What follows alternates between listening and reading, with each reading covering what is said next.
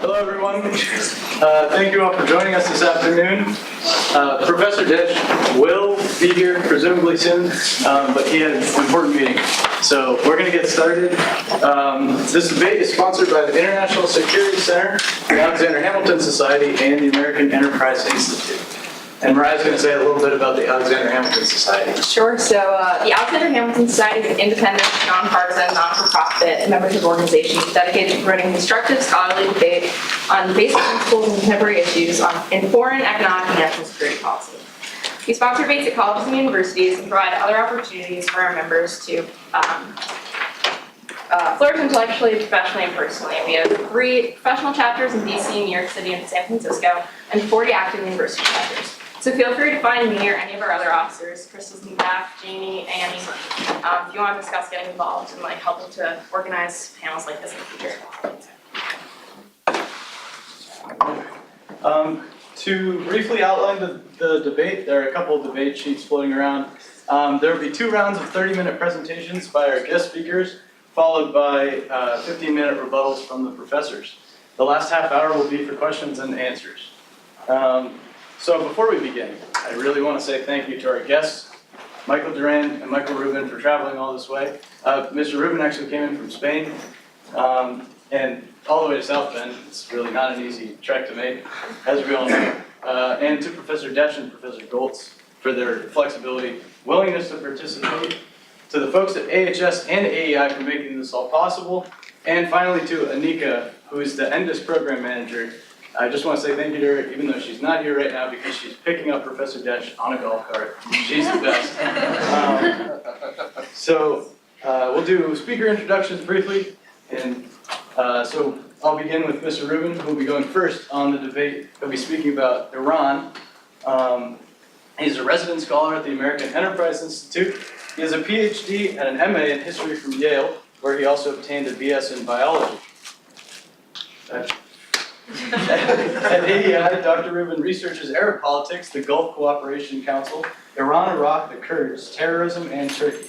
He also teaches classes on terrorism for the FBI and on security, politics, religion, and history for U.S. and NATO forces. And then Professor Gholz will be giving a rebuttal on Iran. He's an associate professor of political science here. He received his PhD and BS from MIT. He works at the intersection of national security and economic policy. He also served in the Pentagon in the Office of Manufacturing and Industrial Base Policy. So joining us today also is Dr. Doran. He's a senior fellow at the Hudson Institute in Washington, D.C., specializing in Middle Eastern security issues. He received a BA from Stanford and a master's and doctorate in Near Eastern Studies from Princeton. In the administration of President George W. Bush, Doran served in the White House as a senior director in the National Security Council, where he was responsible for helping to devise and coordinate United States strategies on a variety of Middle East issues, including Arab-Israeli relations and U.S. efforts to contain Iran and Syria. He has also served in the Bush administration as a senior advisor in the State Department and a deputy assistant secretary of defense in the Pentagon. And Professor Desch, who will be joining us shortly, is a professor and director of the International Security Center at the University of Notre Dame. He received his BA in political science from Marquette and his master's in international relations and doctorate in political science from the University of Chicago. He is the founding director of the Scoutcraft Institute of International Affairs and the first holder of the Robert M. Gates Chair in Intelligence and National Security Decision-Making at the George Bush School of Government and Public Service at Texas A&M. He has worked on the staff of a U.S. Senator in the Bureau of Intelligence and Research of the Department of State and in the Foreign Affairs and National Defense Division of the Congressional Research Service. So if everyone give a warm welcome to our speakers.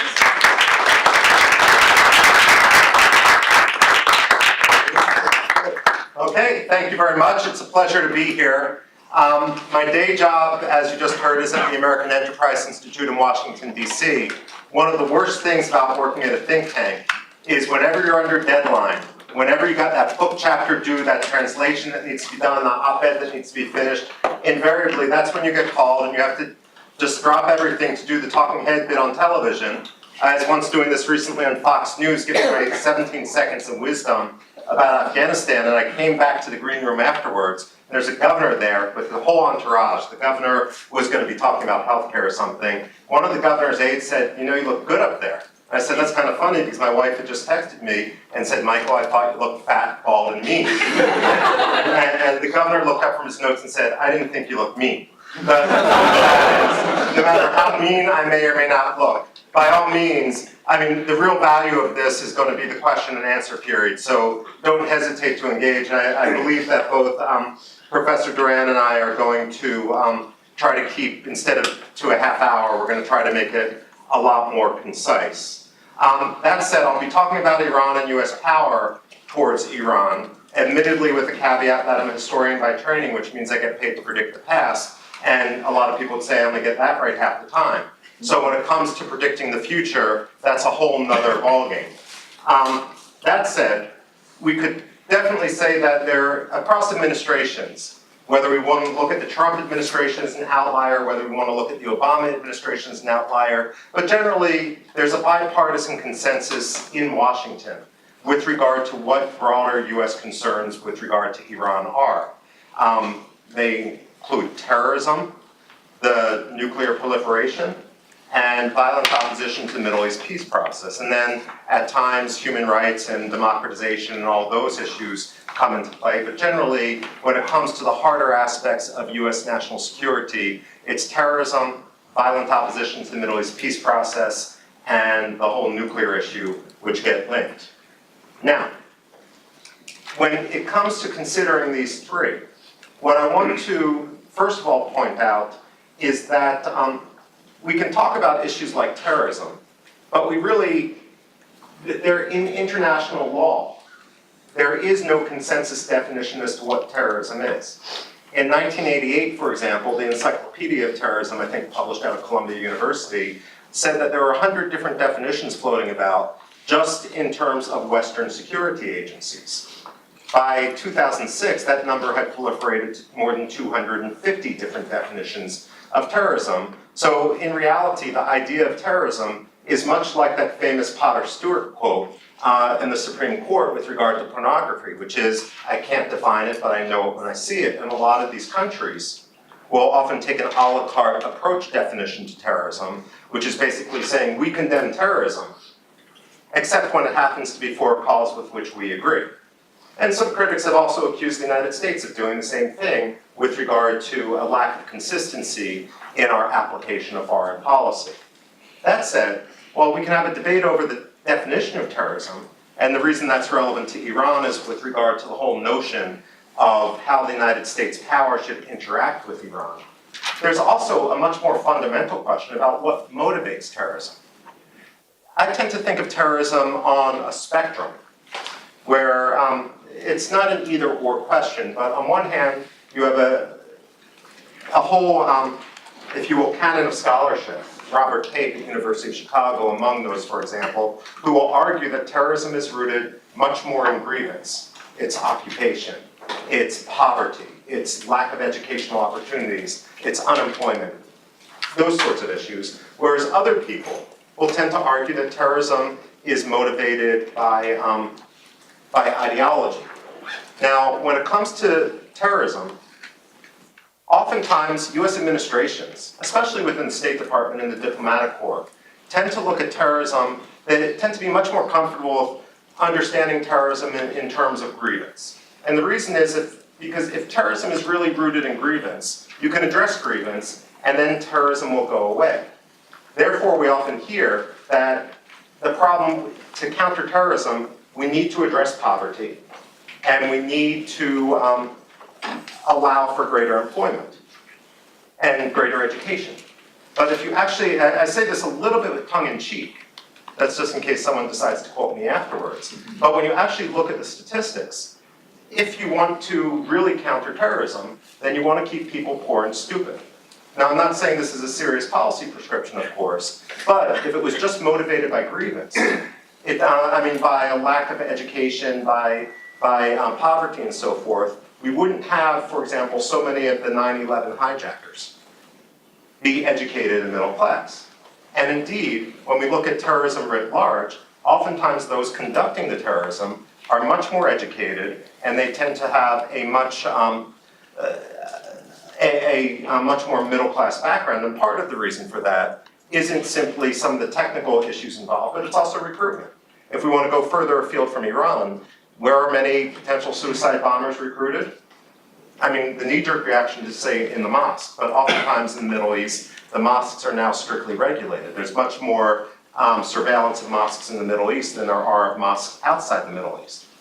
But oftentimes it's in the high schools and in the universities and so forth.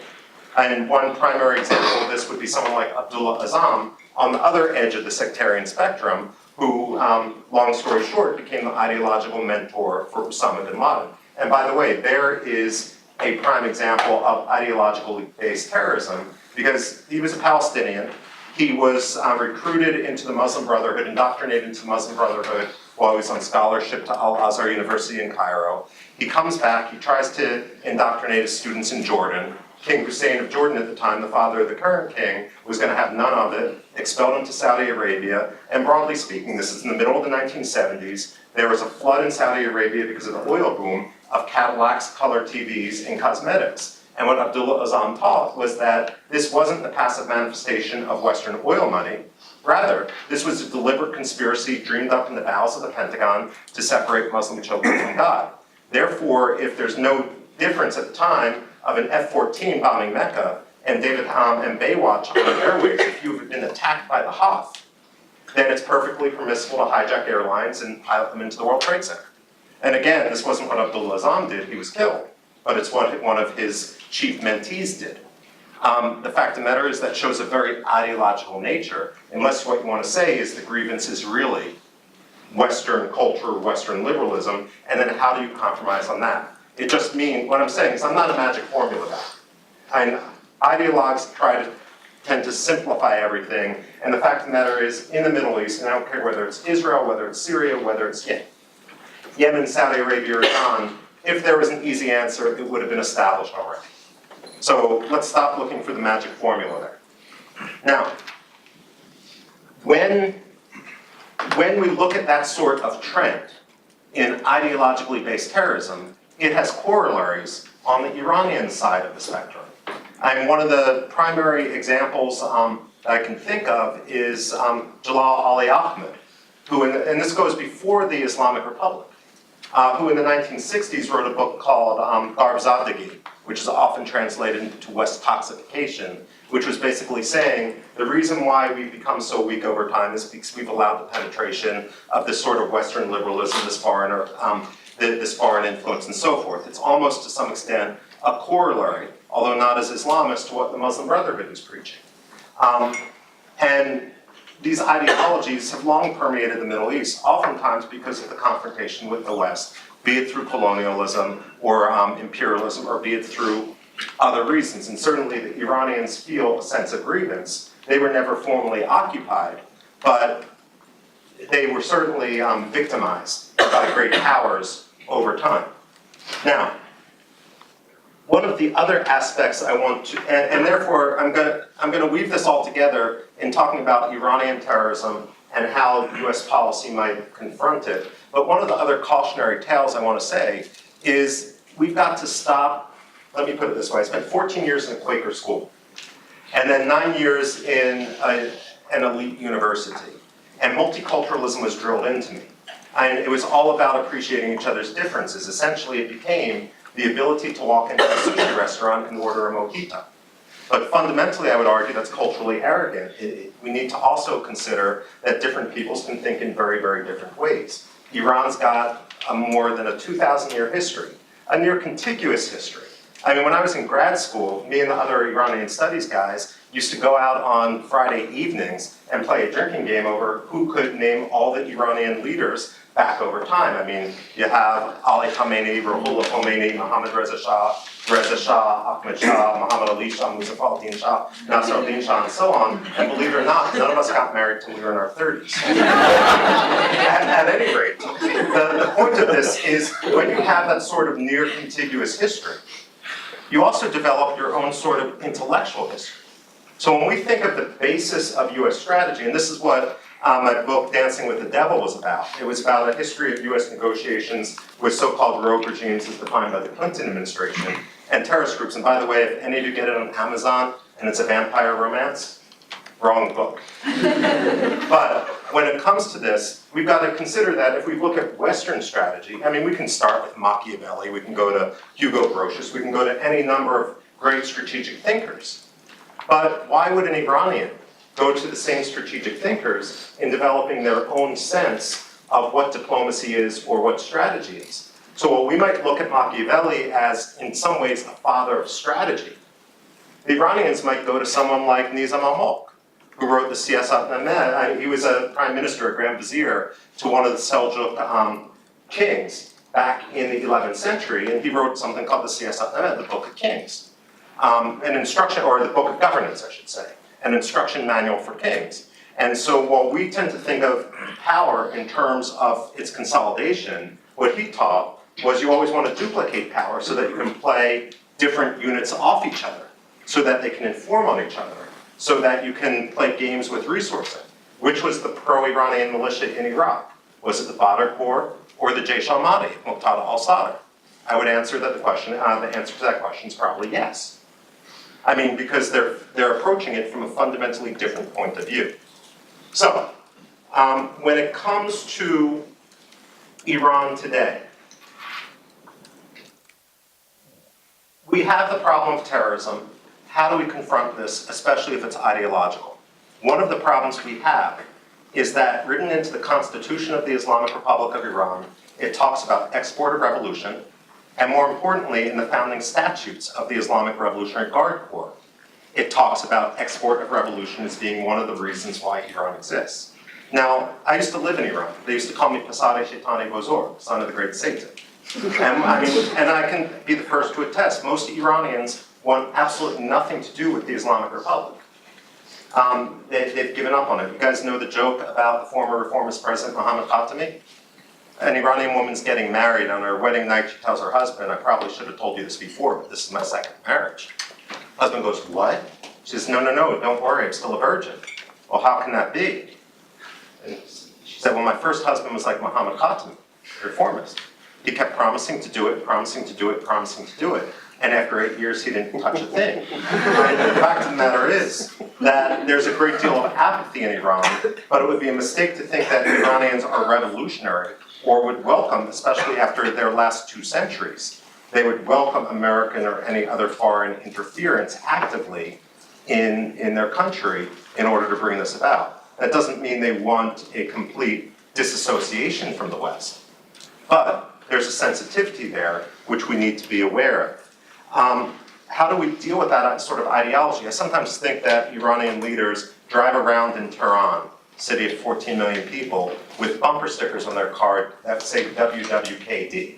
What would Khomeini do? Because there's often debates about the founding father's intent. Apostrophe S rather than S apostrophe there. So we're not talking about Hamilton and John Quincy Adams here, we're just talking about Khomeini, because he is the one founding father from Iran's perspective.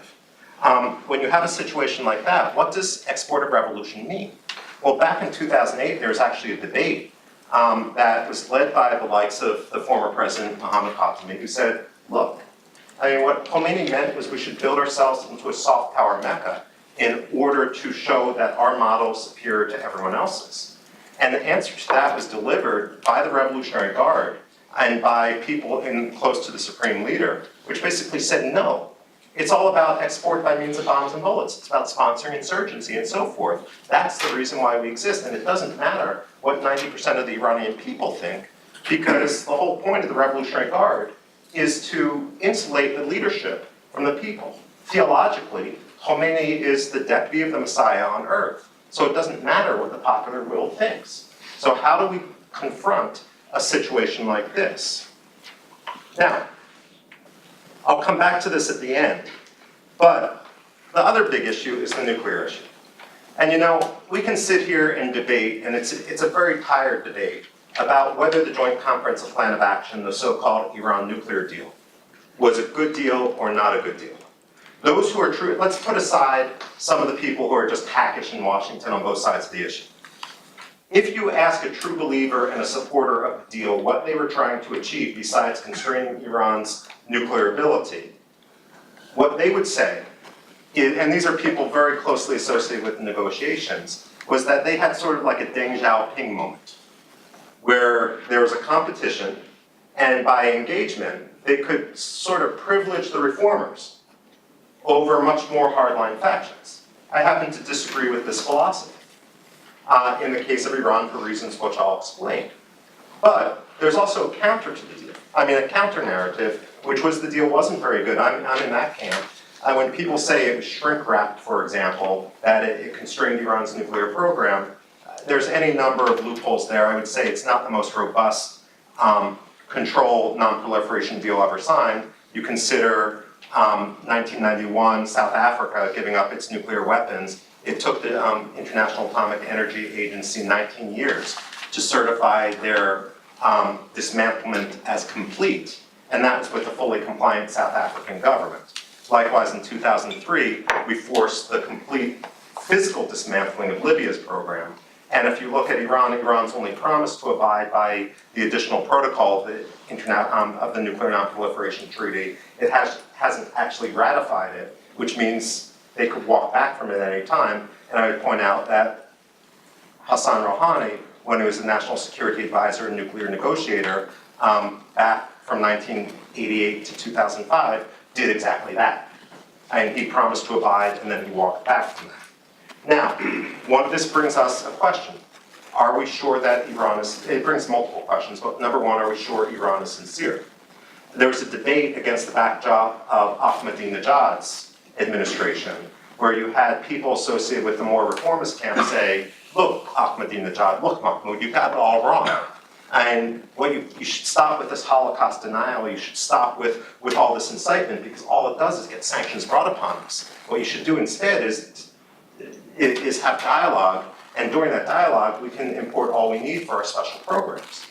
Again, this was what Hassan Rouhani said when he was National Security Advisor. And I would point out that when people say what we need is more diplomacy with Iran, between 1998 and 2005, the European Union tried the strategy and their trade with Iran pretty much tripled. At the same time, you had the price of oil quintuple, and about 70% of that hard currency windfall was invested in the covert nuclear and ballistic missile program. Who was doing the distribution of the money at the time? The Supreme National Security Council, which was chaired by Hassan Rouhani.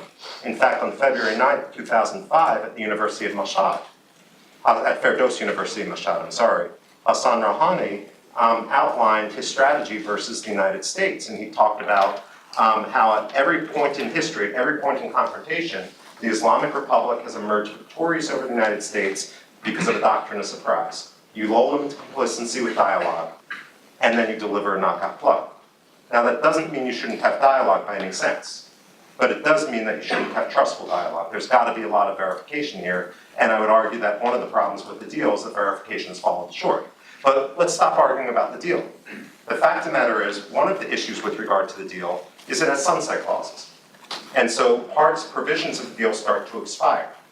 Now, after Trump's second term, or after the first term of whoever replaces him, if Trump is only a one-term president, we're going to have to deal with a fact that Iran is going to have an industrial-sized nuclear program with, for example, 5,000 P1 centrifuges, when you can think about P1 and P2 centrifuges like 3G, 4G, 5G technology. Iran's going to have more centrifuges than Pakistan had when it built itself an arsenal. So how are we going to deal with that? One of the other problems we have is, and this goes into the nature of diplomacy and sort of lulling them into the international community with love, with trade and so forth, is a group called Khatam al-Anbiya. Khatam al-Anbiya literally means seal of the prophets. What happened is at the end of the Islamic Revolutionary Guard Corps became an elite force during the Iran-Iraq War. In 1988, they didn't want to go back to the barracks. So what they did is they decided to go into civilian enterprises. Without moral equivalence, the way to understand Khatam al-Anbiya is if you took the Army Corps of Engineers, merged it with Bechtel, KBR, and Halliburton, Northrop Grumman, Boeing, Booz Allen, and ExxonMobil and Shell. That's what Khatam al-Anbiya is, and today they control about 40% of Iran's economy, including most heavy manufacturing and so forth, the oil industry, infrastructure development, which means when France decides that Peugeot is going to to go into a joint factory arrangement with Paykan, one of the Iranian cars. They're working with the Revolutionary Guard. To put this in another way, the official budget of the Revolutionary Guard hovers around $5 billion per year. The smuggling income across the Persian Gulf is another $11 billion per year. And then in some cases, just in the oil industry in the South Pars field, the sub-Persian Gulf field they share with Qatar, that's another $50 billion a year in no-bid contracts to IRGC, which means if you were to recognize that IRGC, if Iran was to recognize that IRGC is in fact a terrorist group and take its budget to zero, they would be facing less of a budget proportionately than they would be facing less of a budget cut proportionately than we did through sequestration. Now the point of this is that we also have a problem here because even if the Iranians do negotiate with sincerity, there's a problem with how do you make the Revolutionary Guard come into play? I mean, how do you make sure that whoever we're negotiating with can actually deliver? And it's a problem that Clinton faced with regard to the Camp David Accord, Camp David II Accords with Yasser Arafat, the late chairman of the Palestinian Authority. It's a problem that both the Clinton and the early Bush administration dealt with when starting their negotiations with Muammar Gaddafi and so forth. Are we sure that the people we're negotiating with can get the guy on top to deliver? That's one of the big problems that remains with Iran. So what's my policy prescription? One of my big criticisms of US policy and US power going forward is that, well, let me put it this way to start, just to frame it. I'll say this provocatively, and I don't mean to make a straw man argument because I do know that it's a little bit more complicated, but I would argue that the biggest difference between the left and the right, and I'm excluding libertarians here, but the biggest difference between the left and the right when it comes to the projection of power is the left always seems to demonize power. Think speaking truth to power. Are we sure that power is always untruthful? I mean, why are those the two sides of the spectrum, truth and power? The left, what I would say is that the left tends to demonize the projection of force, US projection of force, while the right sees the projection of force can be used for either good or bad. The left the right, in effect, sees it as the figurative finger in the dike preventing a deluge of chaos. And unlike some of the ideologues out there, when you remove that projection of power, it's usually not the forces of altruism which fill the vacuum. It's rather the Russians, the Islamic State, Iran, the Chinese, and so forth. It's not the United Nations. So, that said, I do believe, what do I believe and how do we address these problems? You know, oftentimes you hear about hard power and soft power. And too often, at least in the popular press, they're thought of as being competitors with each other. When you read the original papers and so forth, they should be done in conjunction with each other. And it's actually the repackaging, this whole hard power versus soft power concept, is a repackaging of what the military institutes always taught as the Dime paradigm. That every strategy should have a diplomatic and informational, military, and economic component. Now, over the last 25 years or so, I would say that we have started sequencing our strategies so that we always do diplomacy first, then we think about economic sanctions, the military action is the last resort. I would actually argue the whole is greater than the sum of the parts, and that we need to have a much more coordinated strategy there, which uses all levels of power simultaneously. And just a footnote here, military power doesn't just mean bombing. Containment is a military strategy. It's not a rhetorical strategy. It means basically making sure you have all the forces in the region or all the allies in the region to basically wage war for a couple of days or a couple of weeks until the cavalry can come. And if you're not doing it, you just don't have credibility. And it means having bases and so forth in the region, in short. Pre-positioned weaponry, pre-positioned troops. The diplomatic agreements that allow you to do that. Deterrence also is important in this regard, and it's a military strategy. Now, that said, we could be a lot smarter with our power. First of all, smarter power. Whenever I ask retired admirals what position the US military could have in order to make Iran take our diplomacy seriously, the answer is always the same. Remove our aircraft carriers from the Persian Gulf. And that may sound counterintuitive, but the Persian Gulf is extremely shallow and extremely narrow. It takes 26 knots of wind speed off a carrier to launch our planes, which means there's two ways to do that. You either go faster or you turn into the wind. Well, given the way you have islands in the Persian Gulf, given the territorial waters, it's not always possible to do that. Plus, Iran's strategy is to swarm us with small boats. If we want to take their diplomacy seriously, if we want them to take our diplomacy seriously, you go where we can reach them, but they can't reach us. The problem with this is psychological. And when President Obama talked about a pivot to Asia, what everyone in the Persian Gulf heard was a pivot away from us. And this goes back to 1968 with, I forget the British Prime Minister, was it Sir Harold Wilson, who, the East of Suez speech, where he basically said, we're not going to project power east of the Suez, and that's when the US took over a lot of the British bases in the Persian Gulf and so forth. People saw the Persian Gulf, the Brits, just abandon them.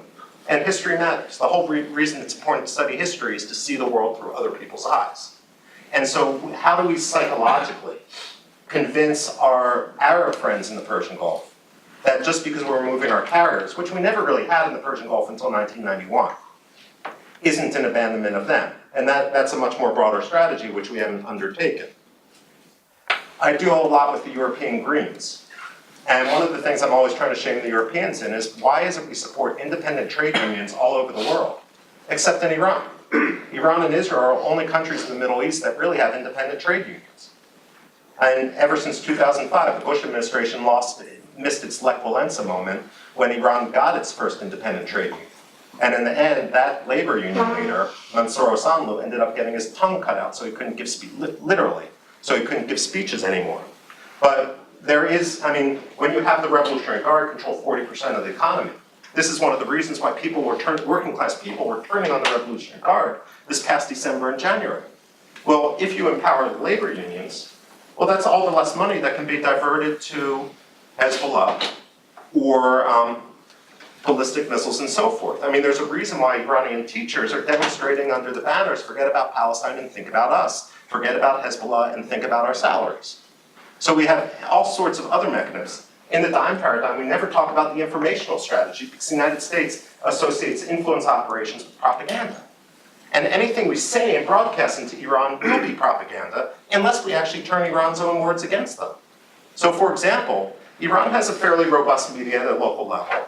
True story, if you get a judge, an Islamic Republic judge, who is pimping girls from an orphanage, this was written about in one of the mainstream, Aftabi Yas, which is a local paper in central Iran. Why not simply take that and read the story on Voice of America verbatim? The Iranians can't dismiss it as propaganda because it's coming from their own papers. And by that means you delegitimize the Islamic Republic and the image they like to craft of themselves. But again, what I would argue is the United States is so darn reactive, we're not proactive, and ultimately that undercuts our position in the world, and it undercuts our power. We never say, where do we want US-Iran relations to be 10 years from now, and walk backwards to figure out step by step how to get there. But with that, I hope I've been provocative enough. Note that I'm not talking about bombing Iran, because that would just be a non-starter. All it would do is rally people around the flag of the Islamic Republic. That's all it would do to get a delay of maybe 2 or 3 years in their nuclear program. But what strategy do you have in place to take advantage of those 2 or 3 years?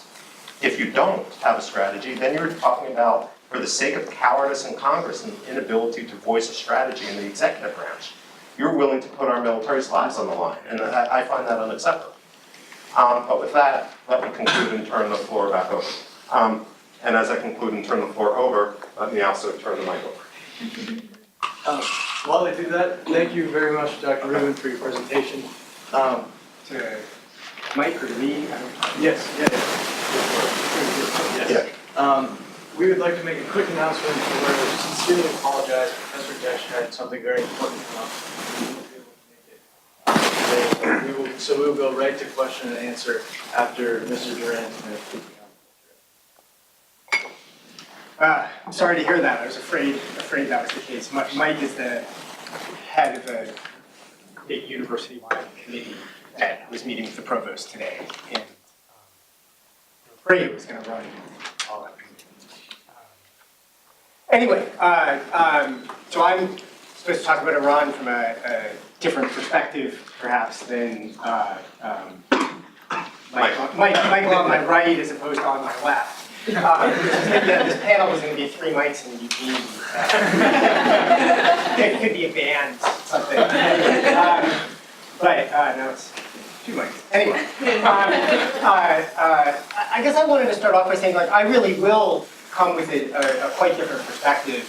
Although I think Michael and I agree on a surprising amount of the detailed content that Michael offered about the complexity of the situation and what Iranians might want and a whole set of things. It's interesting that as he talked about the bipartisan consensus in Washington and what there was consensus about with respect to Iran and what there was disagreement about, you know, he said I'm with the right, the left, a bunch of people who don't like power, but there's generally a consensus except for libertarians. And of course, basically, you know, I'm a scholar at the Cato Institute, and I'm basically a libertarian, so that can lead me to disagree, you know, as he, you know, ordained without necessarily intending. And I do want to also flag one other thing about campus in this. So, you know, I'm a principal of NDISC. I think NDISC is a great organization. You all should pay a lot of attention to it, get on the mailing list. You know, I have a lot of respect to dear friends at AEI and respect for the Hamilton Society. I've participated in a number of their events in the past. These are good organizations, but there's a 4th organization you should pay attention to on campus. I brought the mug, the John Quincy Adams Society, which is what Michael was referring to when he talked about the Founding Fathers S apostrophe versus apostrophe S. So in Iran there's one, but in the United States, we actually, at Notre Dame, we have 2 international affairs-oriented student organizations. Each have a chapter here. These are kind of competing national networks of student organizations. One that, you know, calls itself Hamilton after the idea of a robust, you know, royalist American foreign policy. Probably not how they phrase it, but, you know, there's usual slander about Hamilton.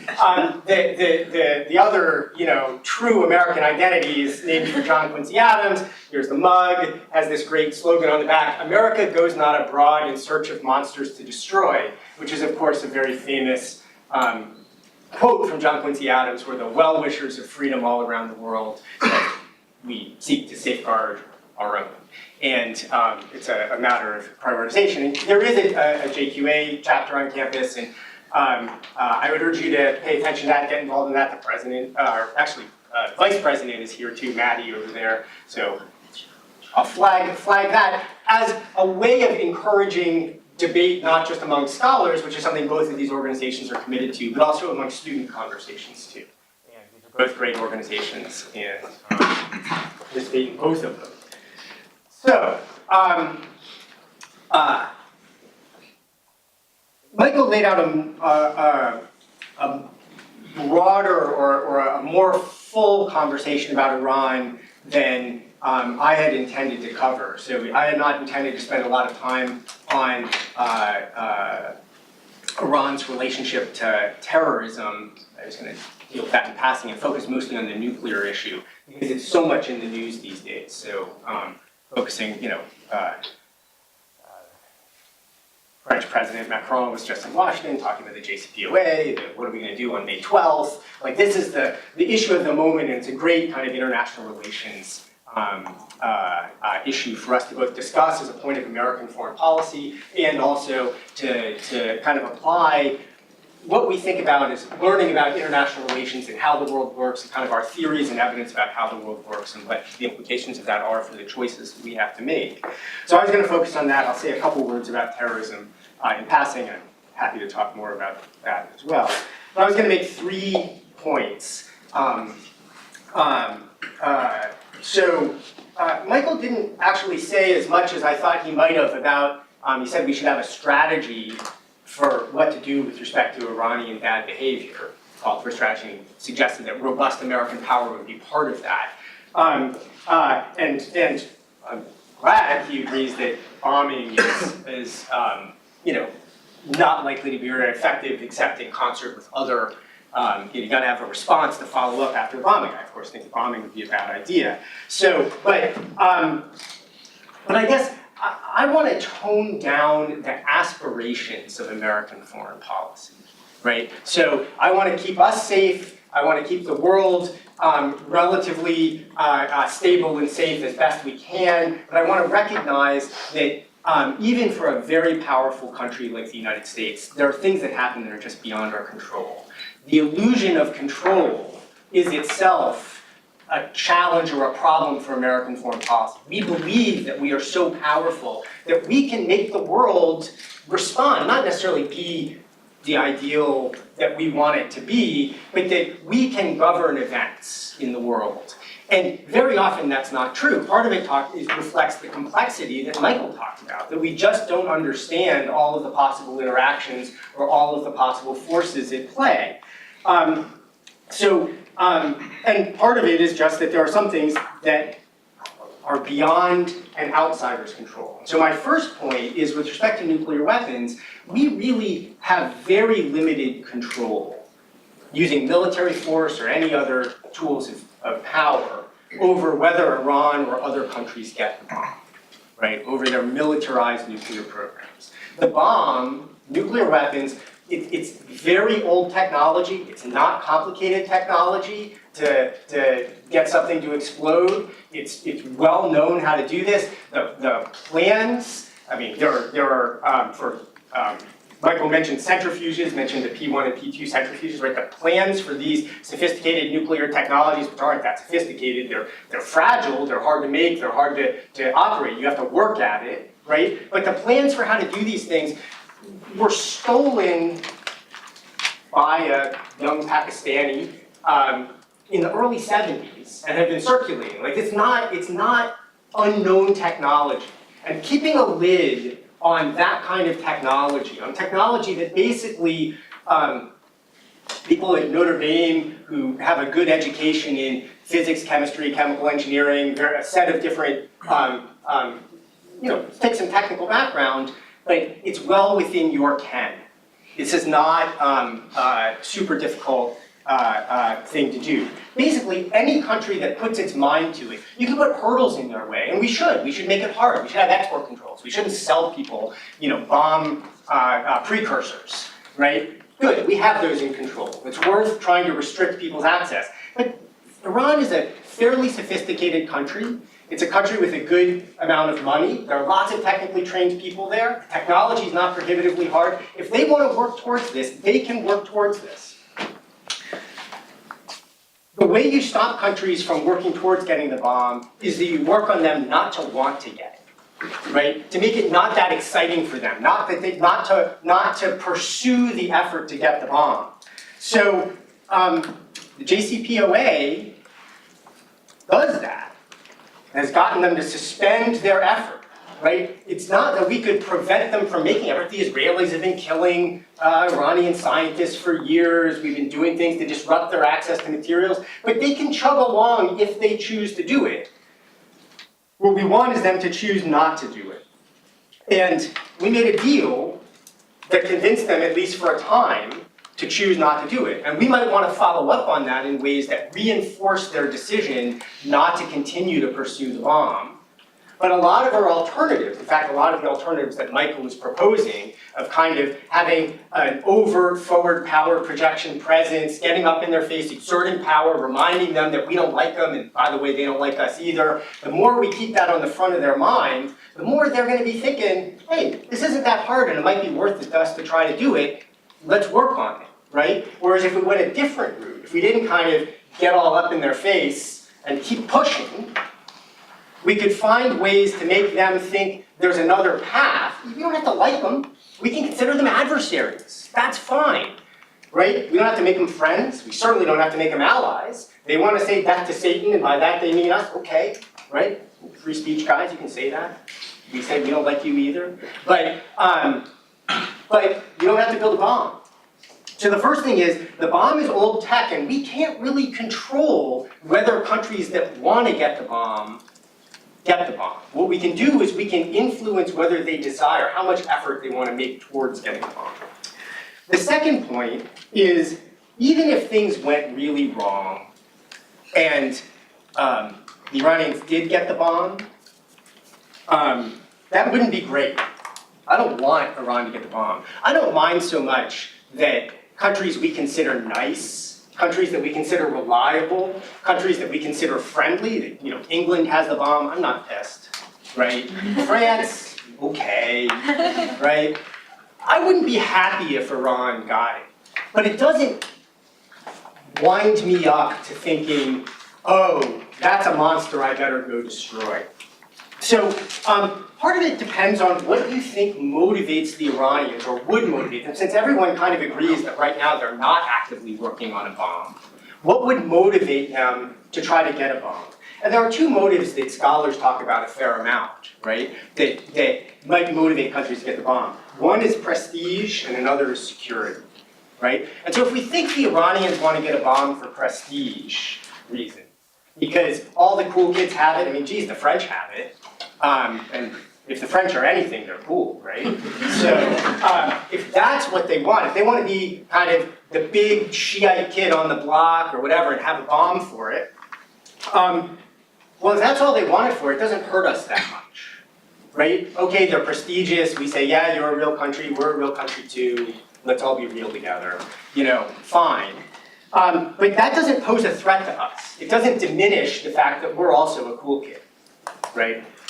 If, on the other hand, what might motivate them to pay attention to getting a bomb is a security motive, if they're getting it because they're afraid and they feel like they need a big deterrent weapon, and it's something that prevents other countries from really coming and messing them up. Says, look, we can have disagreements, but if you want to actually, come here and kill all of us, then we'll kill all of you too. We'll ruin your whole day. Like, if that's their motivation, is ultimately deterrence, well, then things that reduce their feeling, that reduce the intensity of the security dilemma between us and them, that make them feel it's less likely that the US is coming to get them, are also things that make them less likely to want to get the bomb.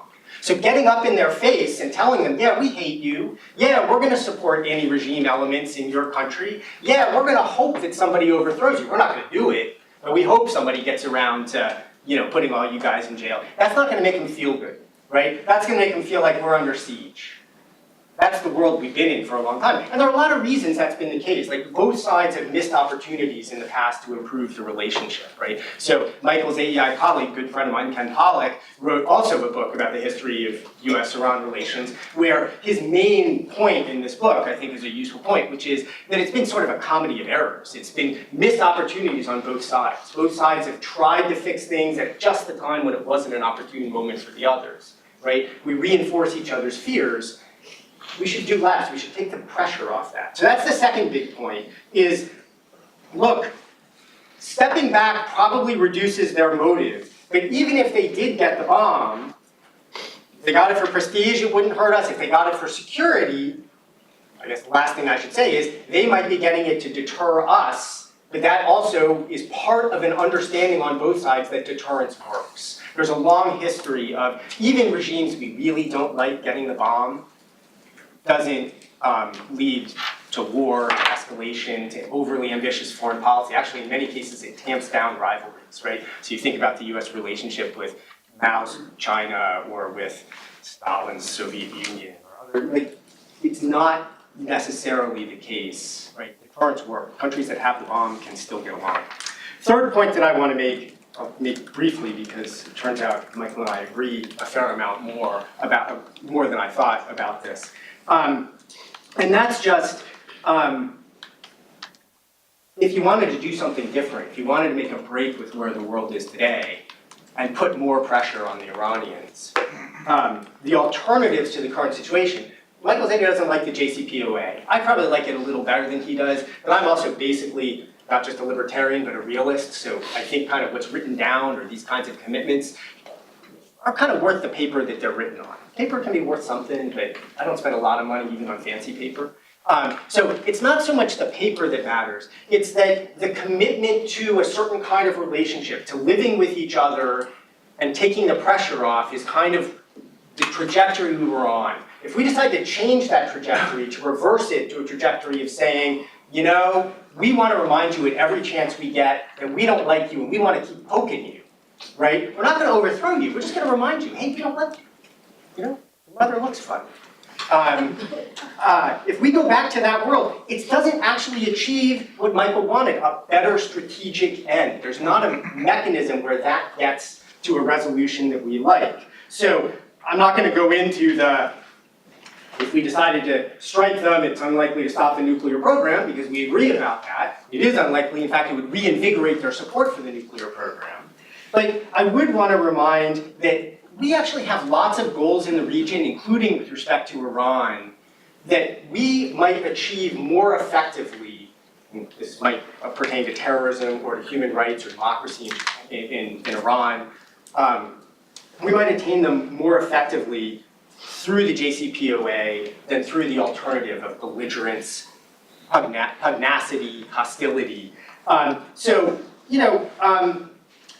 We want better human rights in Iran. We want Iranian women to go back to wearing miniskirts if they want, which has, by the way, been actually a big controversy. Like over the years, one of the big issues of the level of restriction on freedom in Iran has governed the number of inches of miniskirts for women. There's a heavily regulated society, as Michael was saying, right? And basically, we want freedom. We want people to, you know, I would prefer they dress what I would consider appropriately, but if they want to do something different, I think they should have that right. But having that conversation is not a conversation that is aided by a hostile relationship, by poking at them. Or we want stability in Iraq and Syria. Iran has a role in Iraq and Syria. If we pick fights with them, if we harden the conflict between Sunnis and Shia, if we do things to antagonize in that world, it makes it harder for us to achieve our other ends with respect to Syria, with respect to the Gulf states, with respect to stability in oil markets, with respect to human rights. A pugnacious stance doesn't, as much as Michael's calling for a strategy, contribute to that kind of strategic trajectory that we want. Now, making nice may not, they're just things we don't control. Making nice is not instantly going to cause the Iranians to behave well. They don't actually want to make nice with us, and we don't want to make nice with them. It's a question of what's the level of hostility for a country that we consider not one of the best countries in the world from our perspective, right? And I don't think we have to fight with every country we consider not the best country in the world from our perspective. We don't need to be pugnacious. So, things are beyond our control. The bomb's old tech. If the worst happened and Iran got a bomb, we'd be okay. And by the way, getting pugnacious makes our ends, is a strategic blunder. It pushes our ends further away rather than closer. 3 key points. Thank you all. I look forward to hearing from Michael, and remember JQA.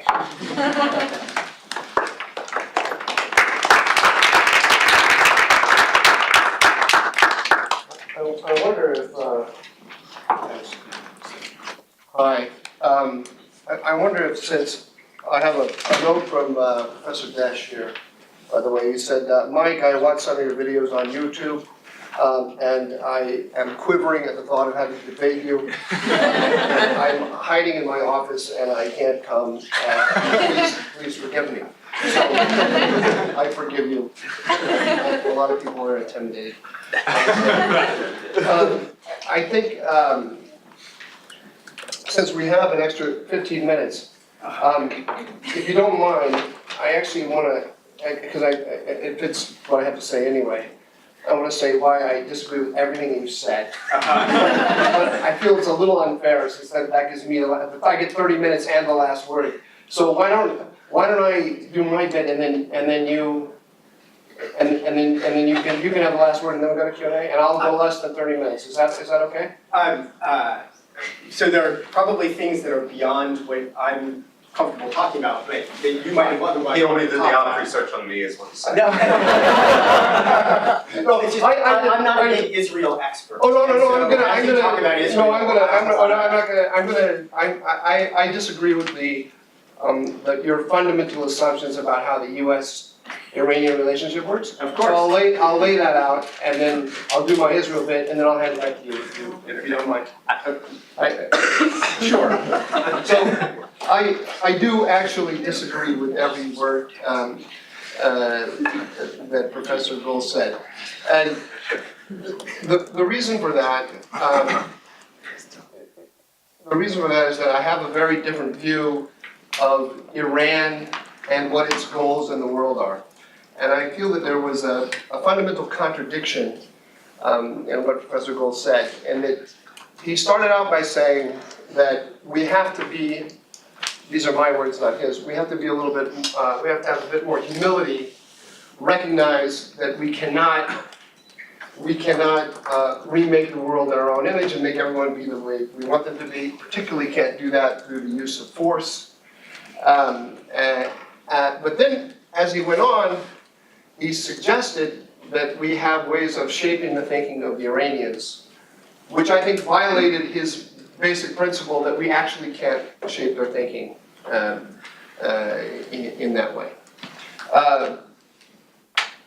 So my view of the Iranians is that they want to be top dog in the Middle East.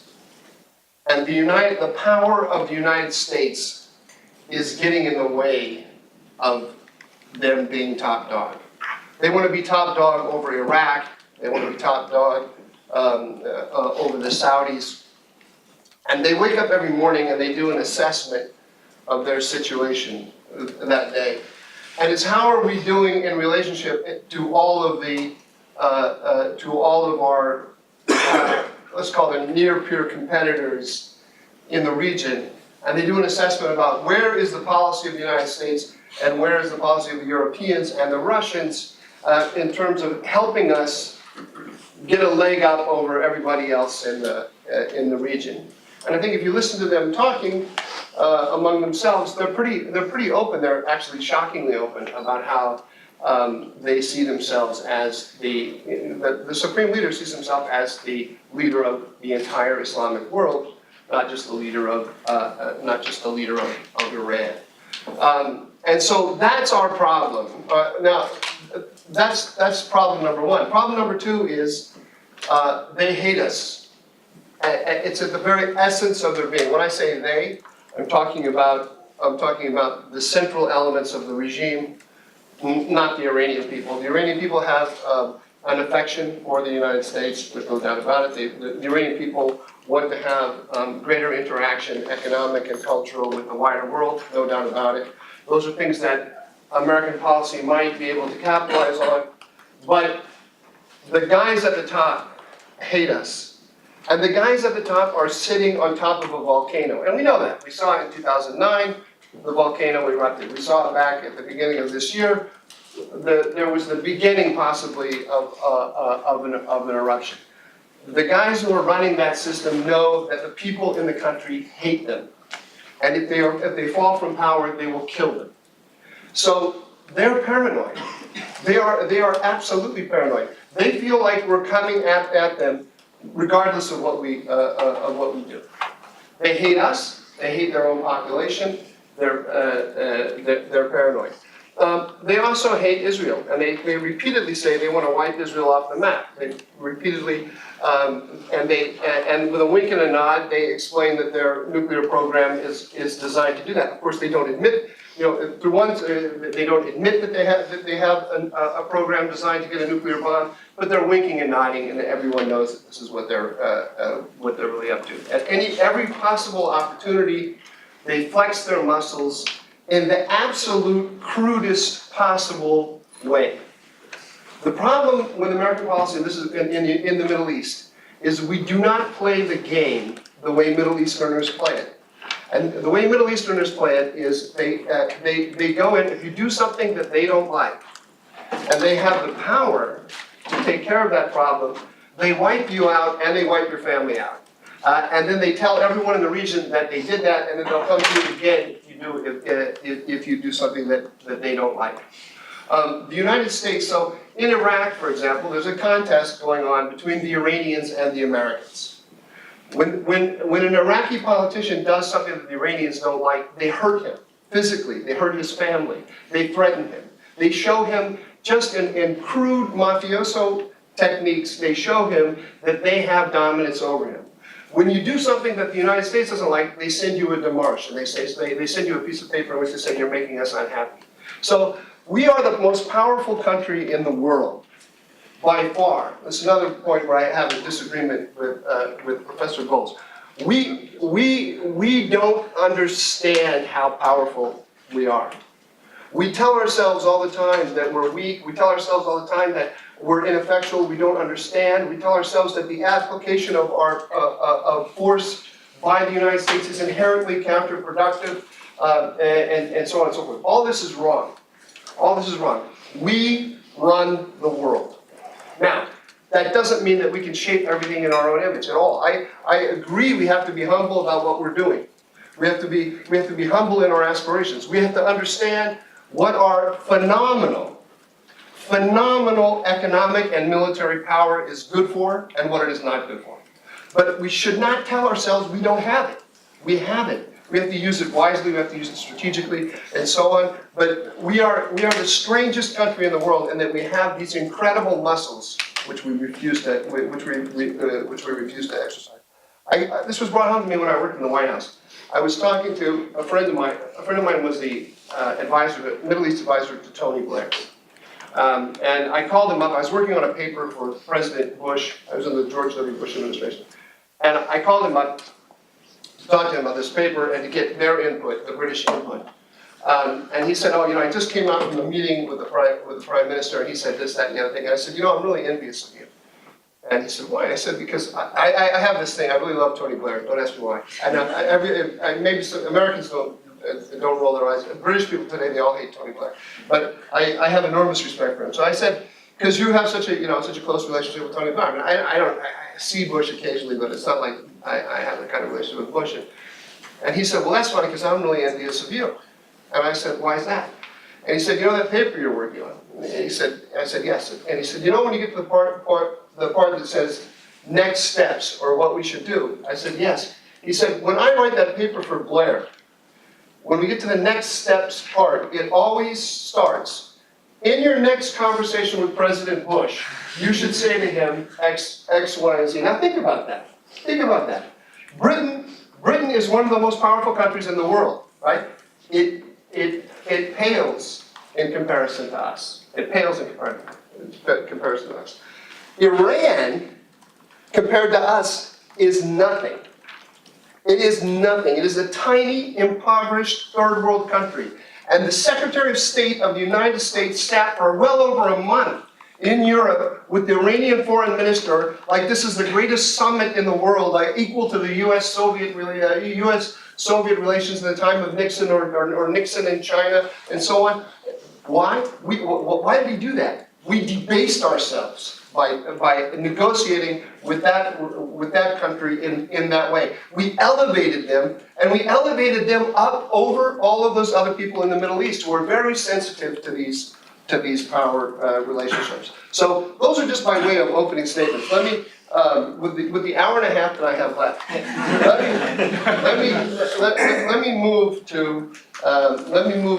start moving it toward Israel. But I want to start with the regional dynamic. We have to be more humble about what we can do. We have to recognize it's absolutely true that the American public, left and right, from 2008 until yesterday, has sent a big message to our leaders, and that is, we don't want another George W. Bush-style invasion of the Middle East. We don't understand all of this interventionism in the Middle East. We do not understand why we're devoting all this blood and treasure to this godforsaken region. What is America getting out of this? That is a message that by now everyone should have gotten loud and clear. And that is a reason why we should be a little bit more humble about what we can do. But let's be humble. What does that mean? It means that the United States is going to step back a little bit. And it means that if we have interests in the region, and that's what we should start with. What are our interests in the region? We want stability, we want flow of oil out of there. We don't want terrorism coming out of the region that is going to threaten us and our allies. We don't want massive flows of refugees. We don't want them to have weapons of mass destruction. If we're going to say this is a godforsaken part of the world and we shouldn't be devoting resources to it, then the number one interest that we want is we want the pathologies of that region to stay in that region, and that means we don't want them to have a nuclear weapon. And in particular, we don't want the worst regime in that region to have the worst possible weapon. So we should not have a blasé, ho-hum attitude toward, well, Iran might get a weapon. We should say, no, we don't care what goes on in that godforsaken part of the world, but we don't want nuclear weapons coming out of that, because that would be a terrible problem for us and for our allies. And we have the power to prevent that if that's what we're going to say. But if we take a step back like this and we say we're not going to be intervening directly, that means we have to intervene through proxies. We have to work through allies in the region. We do not have an infinite number of choices. And also, we've just said we're going to be humble. We're going to be humble, we're going to take a step back. We can't shape these people in our own image. That means all the sons of bitches in the Middle East are going to remain sons of bitches. We can't come in and say, stop being a son of a bitch. They're all going to be sons of bitches. We're going to take a step back. And so the question becomes, which son of a bitch do we work with? Is it this one or is it that one? That's the choice. And when you start looking at it that way, there is no choice. There is no choice. It's very simple. Why? Because there is a contest for power, for mastery of the region going on right now, regardless of what the United States does. If it decides to take action, if it decides not to take action, it influences that contest for power. Because we are so big, we are so influential, a decision to do nothing, a decision to be ignorant, a decision to stick our head in the sand is an incredibly important decision that has an influence on the balance of power in the region. Now, who's fighting whom in the region? Iran and Russia are in a military alliance, and they are working to undermine who? Who? Saudi Arabia. No! I knew. Thank you for saying that. It's exactly what I wanted you to say. That is not what's going on in the region. Russia and Iran are working to undermine the American alliance system. They are depicting the struggle in public as Iran versus Saudi Arabia, and they are whispering to American officials, "What are you doing with those crazy Saudis? What are you doing? You should be working with us." I saw this firsthand when I was in the White House. They whisper all the time through their eyes, "What are you doing with the Saudis? Move away from the Saudis," and so on. But their goal is not, Saudi Arabia does not threaten them. Saudi Arabia does not have the tools to project force beyond its borders. Iran does. Iran has something called the Quds Force. It goes in underneath the governments of all of its neighbors. It creates militias, and the militias act like mafiosi on the ground. They put a gun to the head of the government, and they make the government of that state do what they want. This is the Lebanon model. They went into Lebanon, they built Hezbollah, they gave Hezbollah 150,000 rockets and missiles. Hezbollah has more rockets and missiles than most countries, most states in the world. That's all thanks to Iran.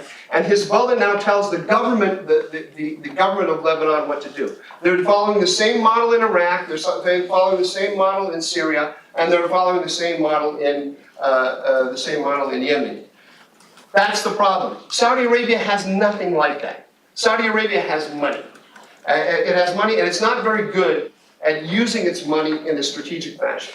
Iran is working to undermine the United States. The United States can go like this and say, "I don't see it," which is basically what we often do. We pretend it's not happening, or we're actually ignorant that that's what the name of the game is. So if we step back and we do nothing, we give Iran a leg up over all of our other allies in the region, and we create a situation in which there is likely going to be a war between those allies and Iran, particularly a war with Israel, which I'll come to in a minute.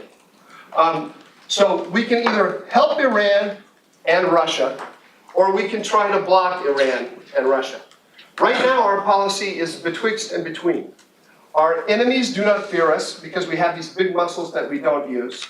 And our allies don't respect us because we don't come to their aid against their enemies.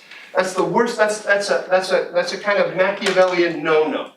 If you're doing grand strategy, when you're doing strategy, you want to have allies and you want to have enemies, and you want it to be very clear of who's who, so that people will trust you to work with them on their agendas.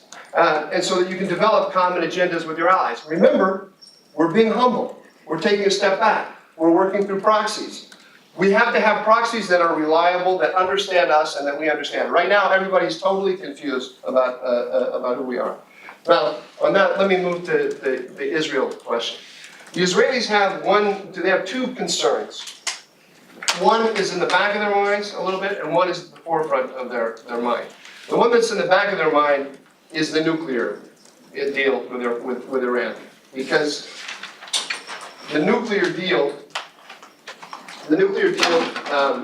again, I totally disagree with Professor Gholz. The nuclear deal did not stop Iran. It didn't change any of Iran's fundamental calculuses. Do we have calculuses? Calculi? Whatever. Any of their basic considerations about a bomb. They want a bomb. They want a bomb whether we get in their face and tell them their mother is ugly, or whether we tell them their mother is beautiful and we love them. They want a bomb because it does an enormous number of things for them with respect to all of their enemies in the region, and with respect to the leverage it gives them over the international system in general. It is not in our power to convince them not to get a bomb. It is in our power to raise the cost to them for their pursuit of a bomb. Now, the Israelis look at the deal because of these sunset clauses that Dr. Rubin mentioned. The Iranians are on a glide path to a bomb. They just have to slow down some of their activities for about 8 years, and then after that, all restrictions on them are eliminated, and they'll get a bomb. The Israelis are troubled by this. The Saudis are troubled by this. Make no mistake, there's a nuclear arms race in the Middle East right now. It was going on even before the JCPOA was signed, but the JCPOA has increased it. The Israelis are concerned about that, but the Israelis are also concerned, and what's in the forefront of their mind right now is the rise of Iranian power in Syria. Because the Iranians are turning Syria into a base from which they can threaten the Israelis. And they're doing it in concert with the Russians. The Russians have the air power, and the Iranians provide the forces on the ground, mainly through Shiite militias, but not only, they're also Iranian soldiers on the ground in Syria. Under President Obama, the United States recognized Syria as a Russian and Iranian zone of influence. We made no effort whatsoever to counter the Iranians, to raise the cost of them for their adventure in Syria and for their effort to increase their power in Syria at the expense of our allies. When we did that, when we stepped back, we forced the Israelis to go to the Russians to try to restrain the Iranians. That is a thankless task in the end, because the Russians and the Iranians are in this alliance, and they have a mutual, they have a division of labor and a mutual dependence. They want the same thing, which is to increase the power of the Assad regime and to recover for the regime as much territory as possible. So the Israelis have laid down a number of red lines with regard to the Iranians. No Iranians on the Israeli border. No transfer of strategic weaponry from Syria to Hezbollah in Lebanon, and no cross-border raids from Syrian territory into Israel. And the Israelis have been carrying out military action against the Iranians in pursuit of those, in support of those red lines. This has led to a very interesting dialogue between the Israelis and Russians, between Netanyahu and Putin. Netanyahu goes to, it's very interesting the way it works. Netanyahu goes to Putin and he says, here are our red lines. He's been going regularly for the last 2 or 3 years. And he goes to Moscow and he says, these are our red lines, these are the actions we're going to take in support of them. And we will continue to take those actions even if the Iranians are operating under the power umbrella of the Russians, meaning under the umbrella of Russian air defenses. And Putin says, in effect, in return, well, that would be a tragedy if you did that. It's very embarrassing to the Russians when the Israelis go in with their air power and take out Iranian assets that are near to the zone of coverage of the Russian air defenses. But the Israelis have been doing this, so it's a very dangerous game. Now, the Israelis do not ask permission of the Russians, and they're very careful not to do this. Why? Because the Israelis understand the power game in the Middle East, and if you ask permission, you're submitting yourself to the power to the power from whom you ask permission. So they only inform him, but they show him respect by informing him of what their interests are. Now, what the Israelis would like, ideally, is if the United States backed up their power against the Russians. Now, we do to a certain extent. Part of the reason the Russians don't want to get into a conflict with the Israelis, part of it is I think the Israelis would win it on the ground. The Israelis don't want to get into that conflict because awakening the Russian bear is a very dangerous thing to do, just in general. But the Russians, when they look at it, they don't know at what point would American power kick in. And it's a dangerous game for all who are involved. In the end, this is not going to work out well for the Israelis, in the sense that they're not going to get what they want. They can slow down the rate of they can slow down the Iranian buildup. But in the end, the Russians are going to side with the Iranians over the Israelis. The Israelis are our asset, not the Russians. The Russians want to be on both sides of the divide. They want to have good relations. This isn't the Cold War where Israel belongs to us and Iran belongs to them. But it's similar to the Cold War in that the Russians understand that their interests in the region are carried on the backs of the Iranians because the Iranians are supplying those forces on the ground. Now, I've talked a lot. Let me just say a couple more words and then I'll pass it back to Professor Gholz. Think about what happened last February. The Iranians sent a drone into an armed drone, the first time they'd ever done this, into Israel. The Israelis responded by attacking this air base that the Iranians have in the Syrian desert. Around the same time, the Russians and the Iranians put together a force of irregulars in the Deir ez-Zor area and moved in the direction, they want to take the oil in Syria, which is in the Deir ez-Zor area. And right now, forces that are aligned with the United States are in control of the oil. So they started moving up toward the oil. And the United States, in 2 hours' time, obliterated the Russian and Iranian force. Obliterated. That is, we killed up to possibly as many as 200 Russians. These are Russians irregulars. The game that Putin was playing is that they weren't actually under his control, but they were. Of course, these are the Middle Eastern equivalent of the little green men in Ukraine. We showed them the power that the United States has in that kind of contest, and we showed them that they're absolutely no match for us in that kind of contest. However, in both places, with regard to Israel and the Iranians, and with regard to the United States and the Iranians, and the Iranian and Russians, these were defensive actions in support of red lines, which were taken nearly simultaneously, but not in coordination. The Americans were acting for forced protection reasons, because the Russians and the Iranians were testing us to see if they could get away from what we would do if they tried to take the oil. We sent them a very clear message. But we haven't sent them the larger message about the buildup of Iran in Syria. The Israelis also were acting in support of red lines in Syria, the red lines that they have announced time and time again. Both the Israelis and we showed massive superiority over the other forces in the theater.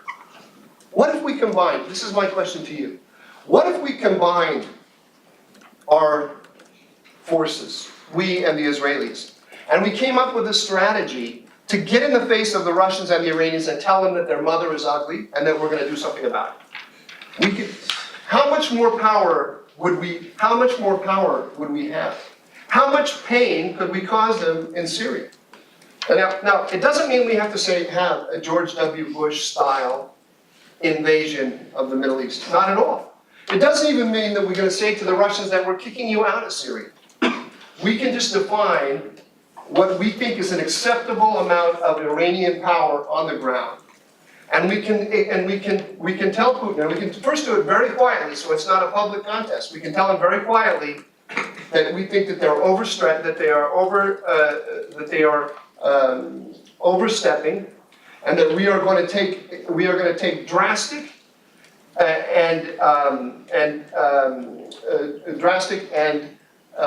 resolute action to make sure that they don't overstep further. And we're going to do it in concert with the Israelis. And we basically associate ourselves with the Israeli red lines.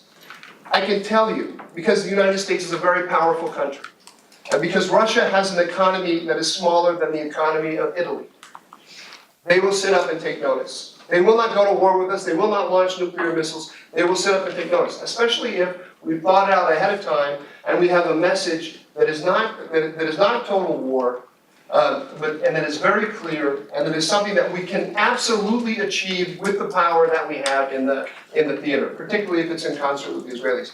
And I'll make one more point, and then I'll hand it over. If we did that, we would increase our leverage with regard to the Russians and the Iranians in Syria, and we would increase our leverage with regard to the Iranian nuclear program. The problem with our negotiations with the Iranians with regard to the nuclear program is we have always started in discussions with ourselves and with our public statements and so on with, wow, they're really intent on getting a nuclear weapon, and you know what, there's nothing we can really do about it, so we might as well just kind of deal with them. And by the way, we don't want another war in the Middle East. Well, that would be terrible. That is not a way to win a negotiation. We never made the Iranians believe that we were really serious when we said that it is absolutely unacceptable for the Iranians to have a nuclear weapon. And what we need to make them believe is not that we are going to go to war, but that we are absolutely willing to go to war in pursuit of our vital interests when we define them as vital. And the problem with the way we behave in the Middle East is that we say things are vital, but we don't behave as if they're vital. If we did, we would have a lot easier time coming to an agreement with the Iranians and with the Russians. Because in the end, they're both thugs. Don't be fooled by all of the religious rhetoric coming out. It's like Michael was saying about the judge pimping out the girls. That's the nature of the regime. It's a thug regime, and Putin is a thug as well. And you cannot deal with thugs from a position of weakness. The minute they can smell it like animals.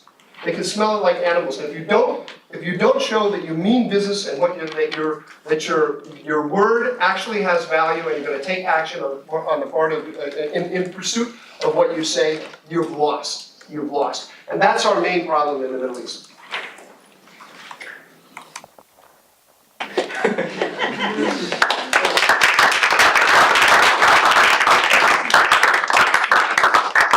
So against my better judgment, I'm going to say 4 things. And I'm going to say them much quicker than the 3 things I said before, because you've already heard from me, and I really do want to have a robust Q&A and discussion. But I do think we need to have, respectful back and forth, right? I think it's nice to have interactive discussion and to say that people who dramatically disagree with each other can get along and have a good discussion, even if we dramatically disagree. So I tried to write down a couple of quotes as Mike was speaking, and I'll respond to those quotes. It would be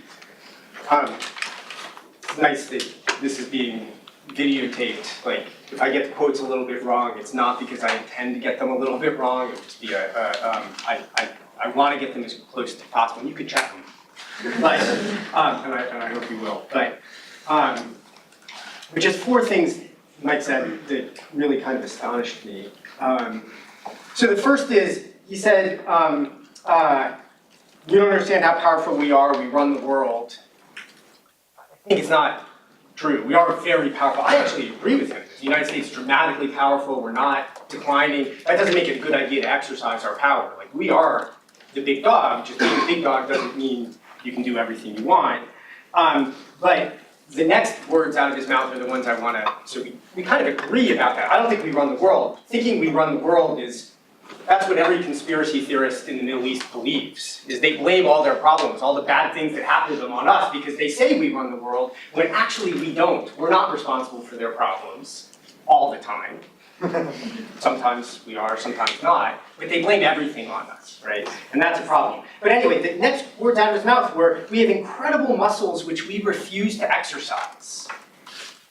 I was just amazed, because continuing, he then went on to talk about the George Bush-style interventions and all the uses of power that didn't work out so well. That seemed a lot like exercising our muscles. In fact, we exercise them a lot. We have been fighting almost every year in at least one, often more than one country around the world since the early 1990s. I mean, we are an incredibly belligerent country, and almost without exception, our belligerence has worked out badly for us, right? So, Iraq is a standout example that, highlighted by the kind of conversation we're having today, but, we knocked over the regime in Libya. Ooh, that was an awful mistake, right? The chaos in Libya has killed many, many people, led to awful human rights violations, flows of refugees, ISIS and Al-Qaeda showing up there. This is a total disaster, right? This is our military exercising our muscles. Just, hey, we feel like it today, smack, right?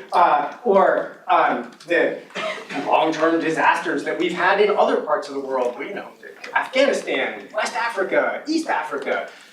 We're so busy, our military is strung out, tired, like, we couldn't. We're a really powerful country. We could massively mobilize our society, right? We could go back to, very high levels of mobilization, and we could do more. But the track record suggests that that's a terrible idea. We exercise, and our exercises work out badly with our muscles. Second point is, at the end, Mike said, we can define what we think is an acceptable amount of Iranian power on the ground. I thought about that for a second. How are we going to do that? So, didn't we try to do that in Iraq? Like, we occupied this country. We had well more than 100,000 American soldiers in this country, plus another 100,000 plus American contractors trying to manipulate, trying to understand the details of the complexity of the political situation and who's up and who's down and how can we occupy the situation and control Iranian influence. And it was a total disaster. We failed completely to decide what an acceptable amount of Iranian power on the ground in Iraq was. Iran was a tremendous beneficiary of all the mucking about we did with our military muscles, knocking over the Iraqi nationalist power or whatever it would be. Now, that was an awful regime. I don't want to defend the Iraqi regime. I just want to point out our complete inability to control the political outcome after we smashed that regime. We cannot decide how much power Iran has. Third point, I didn't write down a quote this time. Well, I did. It's not the whole quote. He said, we shouldn't treat the Iranians as powerful. They're pips next to us. That's the gist of what you're saying. And I agree with that. They're much weaker than we are, right? He said, we debased ourselves and elevated them by negotiating with them. But of course, we talk to lots of pips around the world. We talk to lots of people. That doesn't debase us or elevate them just because, the powerful speak to the weak. We speak to lots of small countries in Central America. We speak to lots of small countries in Africa. This isn't about debasing us. We probably don't, it's not in our interest to exaggerate the threat that Iran poses to us because Mike and I agree, they're pips, right? The point is, we're very powerful, they're very small.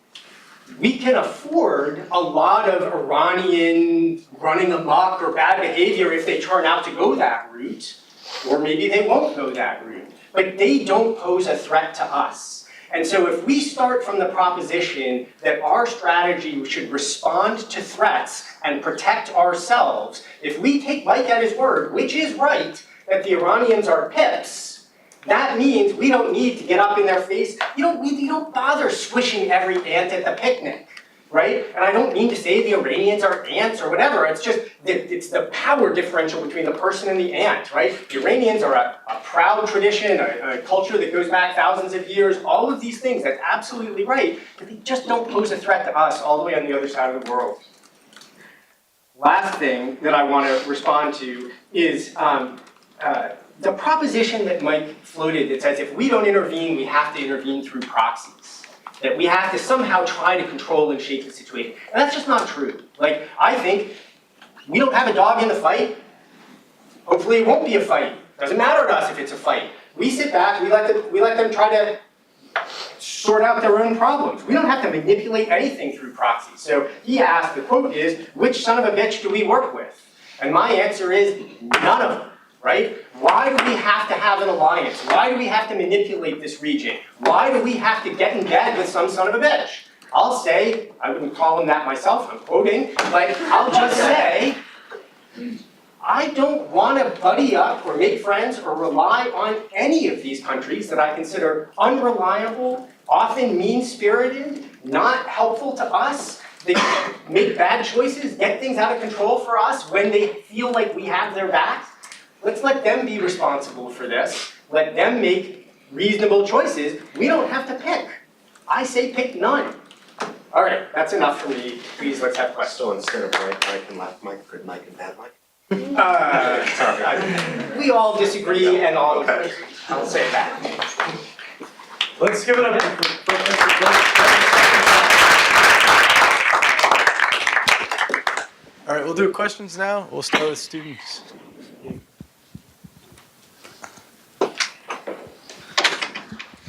Thank you for coming, Dr. Doran. So you said that you had a couple interesting quotes. So one of yours was you said that a decision to do nothing is a decision to be ignorant, and I was just wondering how can you reconcile that in when you were talking about how we need to flex our muscles. If the United States could flex its muscles and have lasting peace in the Middle East, I think it would do that in a second. But as Professor Gholz said, that time and time again we've shown that that's not what happens when we flex our muscles. So do you really believe that if doing nothing is the ignorant choice?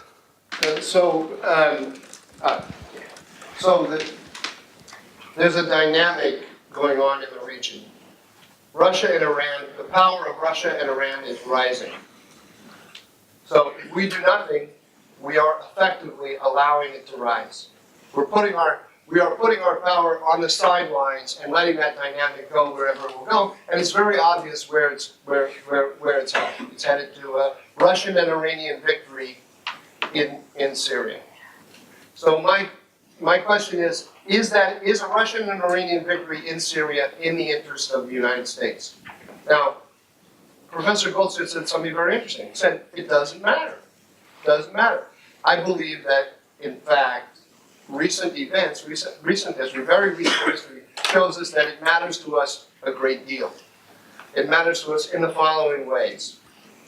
A Russian and Iranian victory in Syria means that hundreds of thousands, if not millions, of people are going to be driven out of Syria, driven to Europe, where they have created enormous tensions in Europe that have damaged the ability of the United States and Europe to act in concert, for the NATO alliance to act. If we do nothing in Syria, I believe that the Russians and the Iranians will detach the Turks. I won't bother going into the dynamics here, but they will detach the Turks from NATO. And NATO will be severely weakened if we allow this process to continue. If we sit on the sidelines and let the Russians and the Iranians take over in Syria, we are likely going to have an Iranian-Israeli war.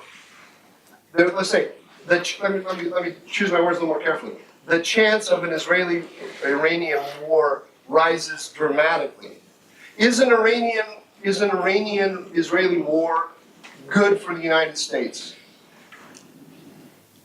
Can the United States say for certain that if there is an Iranian-Israeli war in Syria, the United States will continue to sit on the sidelines? If we decide that we can't sit on the sidelines in that event, wouldn't it be better if we shaped outcomes ahead of time so that we prevented that war? Wouldn't that be better? And I'll just end on this thought. When I said that we're big and we're strong, I said it in counter to people who go around saying the United States is weak, that the application of force is inherently counterproductive. I'm not saying that we should have another George W. Bush style invasion of the Middle East. In fact, I started by saying that's not in the cards. We do, though, have a very powerful military, and we showed what it can do in Syria when we chewed up 200 Russians just recently. Here's a conversation that never takes place around Vladimir Putin, and that never takes place around Ali Khamenei in Tehran. They never say, oh gosh, there's nothing we can do, and the use of military force is inherently counterproductive, and we should just sit back and let whatever happens happen. They never talk that way. They use force, and the application of Russian and Iranian force, absolutely crude, destructive,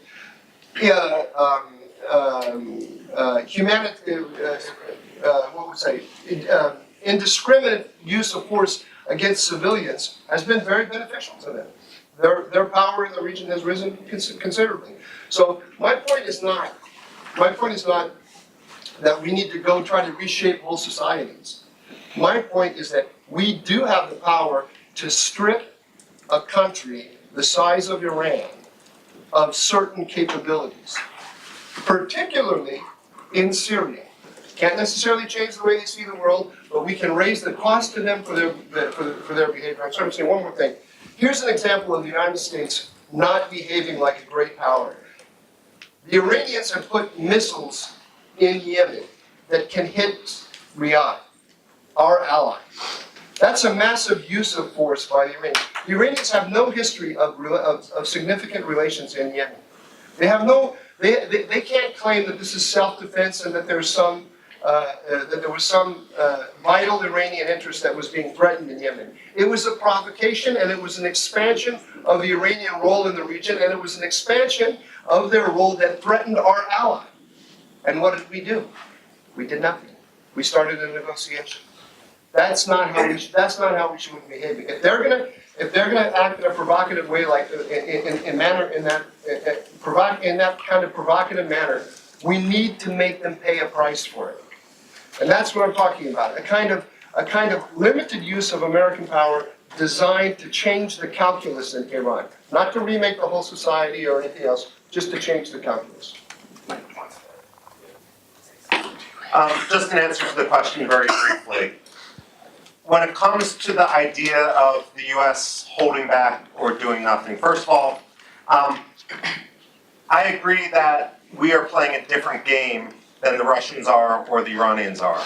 The Iranians used to say when I was there that the Americans play checkers while we play chess. At this point, we're playing solitaire, and people are playing three-dimensional chess in the region.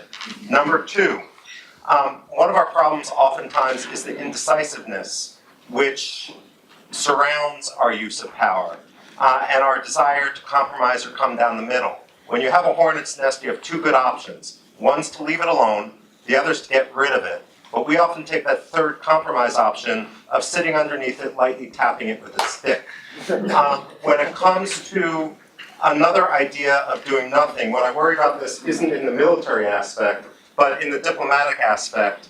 Oftentimes we hear in State Department discussions and so forth, Mike and I heard it, Mike at a far higher level, when we were both in the Bush administration, that, for example, when it comes to democracy, we need to respect an even playing field. Let's put aside this idea that political parties with militias is antithetical to the notion of democracy. Let's put that aside.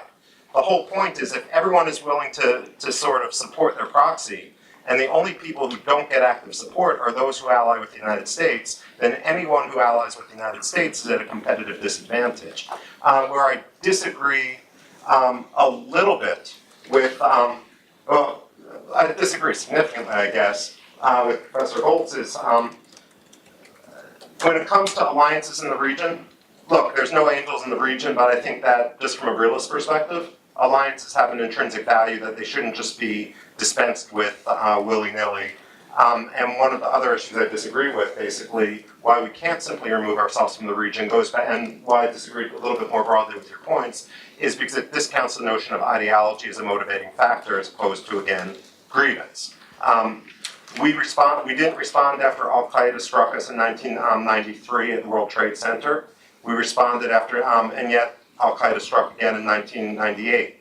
We killed a bunch of Afghan cleaning ladies after that one. We didn't respond after the USS Cole, and then we had 9/11. Sometimes it's the ideology that's the problem, not the cycle of violence, not the grievance. The last, just two quips I would make. Number one of Russia's chief influence operations right now is that you look at what happened to Hosni Mubarak, where the United States threw him over the side, threw him out of the boat. You look at what happened with Gaddafi, and here it's an unfair comparison because the chaos had come before Gaddafi was killed and before airstrikes. But what the Russians are saying, even if you use chemical weapons, we're going to have your back. And you look at what the Americans are doing, they're just throw you out like trash. The Russians, make no mistake, the play isn't for Turkey right now. The play is for Egypt. That's what Russia is after. When it comes to Turkey, I'll just disagree very briefly with Mike Doran. Russia doesn't want Turkey out of NATO because NATO is run by consensus. Therefore, Russia has a lot more power by peeling Turkey away, but keeping them inside NATO so they can figuratively be the Trojan horse. And why not just kick Turkey out of NATO in that point? Because there is no mechanism within NATO to expel a country. When France and Greece previously withdrew, they did so voluntarily. But with that, let's go back to more questions. Yeah, thanks everyone, all of you, for your talks, I guess. We've heard several quotes, as in the United States does not mean business, we are not flexing our power, we're indecisive, we do nothing. Over the past 17 years, roughly speaking, since 2001, the US has been involved in the Middle East, in Afghanistan, Iraq, Syria, Libya, bombing, fighting, Yemen, you could argue that as well. We could say that we destabilized the region. I would like to hear from all three of you, if possible, what are the costs for that destabilization in the region? So how many people died, and what was the cost to the United States taxpayers? Well, first of all, just one point I want to bring out. Oftentimes there is a navel gazing that assumes that everything has been in reaction to what the United States has done. The Middle East has agency, and I think there's an active debate going on about, for example, you look at what happened to Syria where we didn't get involved initially, until 2014. Let me finish. Whereas you contrast that to Iraq, and one had, in many cases, the same result. Now, I go to Iraq frequently, and my last trip to Iraq was the first time I came out of Iraq optimistic. What I'm saying is when people say the Americans killed, the Americans worked with the Taliban, for example, to overthrow the Soviets. Well, the Taliban were 3 or 4 years old at the time. Say what you will about the CIA, they're not in the habit of training kindergarteners. That's an anachronistic argument.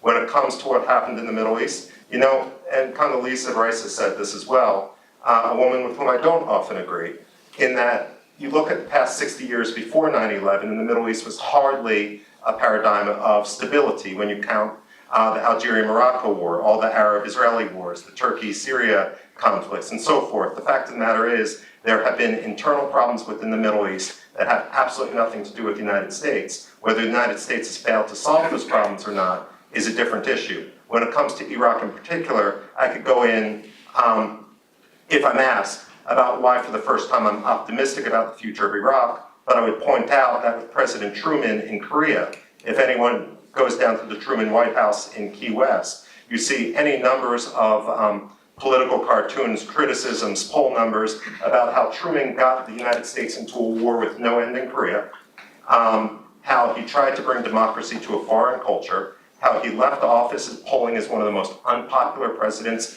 in American history, And today, 60 some odd years later, he's regularly pulled by historians as one of the best presidents, and you juxtapose Pyongyang with Seoul, and I don't think that the investment which Truman made is looked at in the same light today as it was then. I suspect with Iraq, we're going to be in the same sort of situation later. When one hears, one of the things that drives me nuts in news reports is the passive voice. A bomb went off and killed 20 people. All that says is either the journalist doesn't know who set the bomb off or doesn't want to tell you. But when it comes to terrorism, bombs don't just go off and kill 20 school children. Someone has gone around and seen, when does that school let out? Where can we place the bomb most effectively? And it wasn't the Americans who were doing that. The Americans in Iraq, when people were saying upwards of 100,000 people were killed, the Americans didn't kill 100,000 people. The Americans were working with the Iraqis to stop the terrorists, both Iranian and Al-Qaeda affiliated, from conducting this. That's a longer battle. If we created a vacuum, well, we've seen what happens, and that answer is Syria. So I don't have a long answer to this. I don't think you've heard too much from me. I mean, the answer is a lot of money and a lot of people die. I'll just say that. It's huge numbers, right? It turns out to be hard to count for a lot of reasons, but I mean, it also doesn't matter. Like the perspective is That's a ballpark a lot. figure.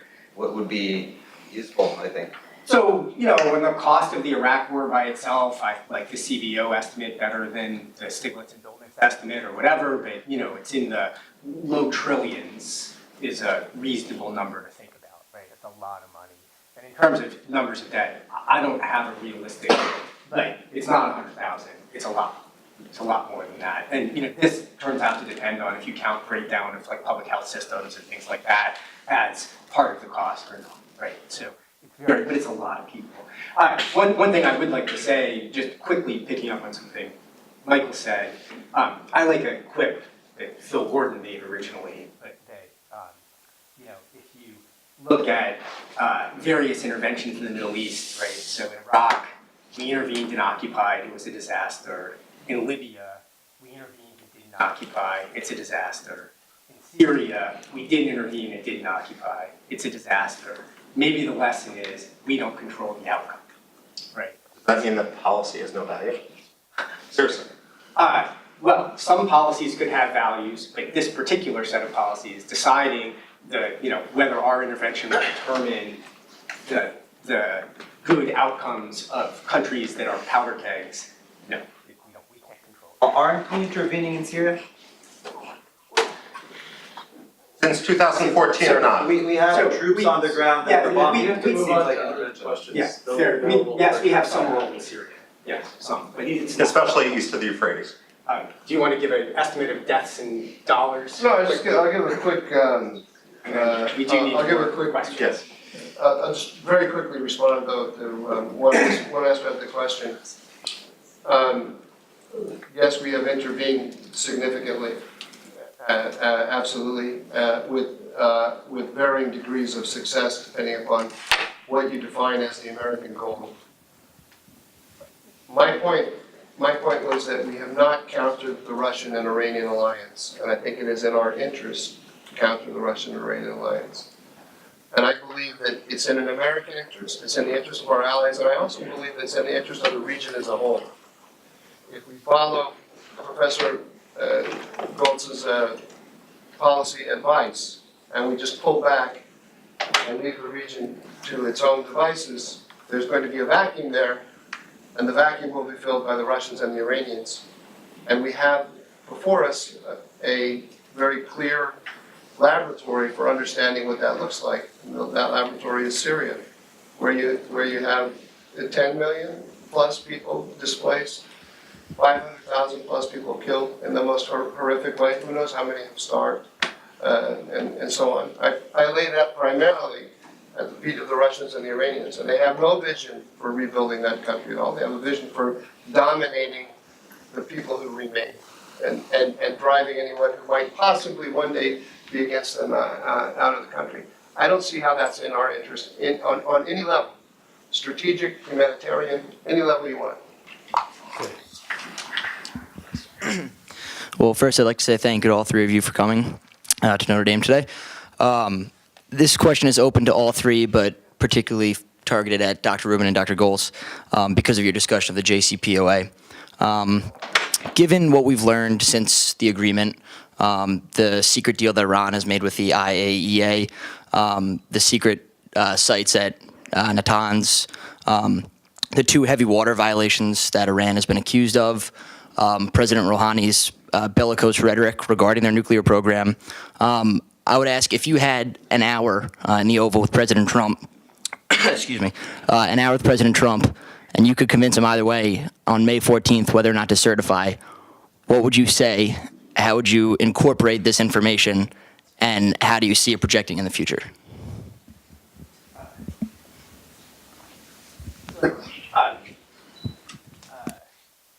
Iranian, Iran has a long and undistinguished history with respect to their nuclear program, right? So a bunch of the incidents you referred to predate the JCPOA. So there are a bunch of things that Iran could have done legally if they had so chosen, but instead they chose to do them in a way that violated their treaty commitments. And it's just a bizarre set of choices. Like, I don't want to defend or speak for the Iranian regime in any way in the choices that they've made.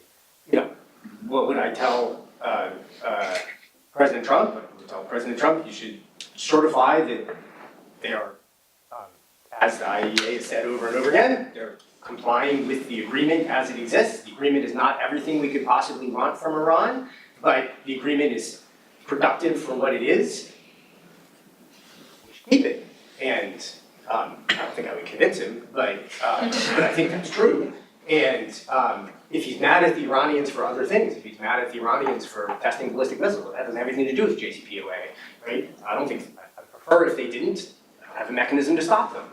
Okay, we could talk about that in some other way, but specifically on the terms of the agreement, we should keep it. First of all, it's important to recognize that there's a reason why our founding fathers created a mechanism for the ratification of treaties. Instead of just a majority vote on an agreement, which in this case, that wasn't even it. It was a majority vote not to disapprove of an agreement, which meant that in effect, you had an agreement of 34 people out of 100 senators, which is now oftentimes conflated in the public mind as being a full-blown treaty.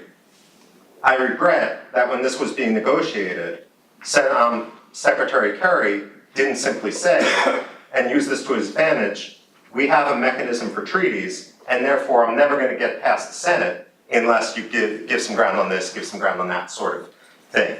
That said, it's also necessary to recognize that the certification or non-certification isn't happening under the JCPOA. It's happening under that Corker-Cardin compromise, which was the legal precondition, and therefore at issue isn't simply the question about whether Iran is in compliance. Now, what would I tell Trump? Number one, force the Iranians have issued red lines that aren't in the JCPOA. For example, no military sites can be inspected. That's what needs to be forced. And the game which the IAEA and some non-proliferation people are playing, in which basically lack of an inspection so that we don't find proof constitutes a lack of violation in reality. It is simply, it's dangerous because in the long term it erodes the sanctity of the NPT more broadly. So what I would do, look, this agreement was structured to give Iran all of its rewards up front rather than calibrating to compliance. And so we need to recognize that if we simply walk away, A, there's going to be reputational damage to the United States, and B, Iran's already going to have, and no one knows how many tens of billions of dollars it's received in sanctions relief and so forth, but it's going to have problems. What I would do, however, is number one, force inspections, and basically dare the Iranians to walk away. Number two, let's keep in mind this isn't the only agreement governing Iran's nuclear program. The whole reason this was kicked to the IAEA and then to the United Nations was because of Iran's violation of its Nuclear Non-Proliferation Treaty Safeguards Agreement. And if they're continuing to violate that, so be it. If we walk away from this agreement, it doesn't relieve them from that issue. But ultimately, what I would do is simply also recognize that when it comes to ballistic missiles and so forth, there's no get out of jail free card on the Iranians, that if they are, as Professor Gholz has said, whether or not we can prevent them from doing something is one issue, but we can certainly raise the price of them doing it. And when it comes to some of the ballistic missile activity, that's a whole nother level of conversation that we're not having because we're so distracted by the political game in Washington with regard to one simple deadline on May 12th. I didn't understand that when you said force them to walk away. Starting your, are you, I'm saying, you're saying we should stay in the deal and provoke them?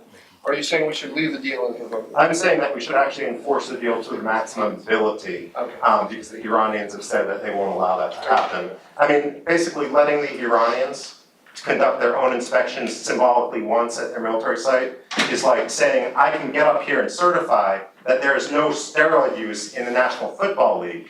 And we're going to do this by just making sure the New England Patriots, because they're the biggest cheaters on earth, we're going to make sure they test their own. Well, I'm from Philly, but we're going to let them select their own urine to test as well. It's disingenuous, and I won't go in and explain it, but in some of your classes, ask your professors about the whole yellow rain controversy from the 70s and 80s with regard to intelligence manipulation, what is inspected, what's not inspected, and how that can, how politics can come into play on this. We'll do one more quick question. We'll kind of put them together if you want to ask real quick. I was pointing.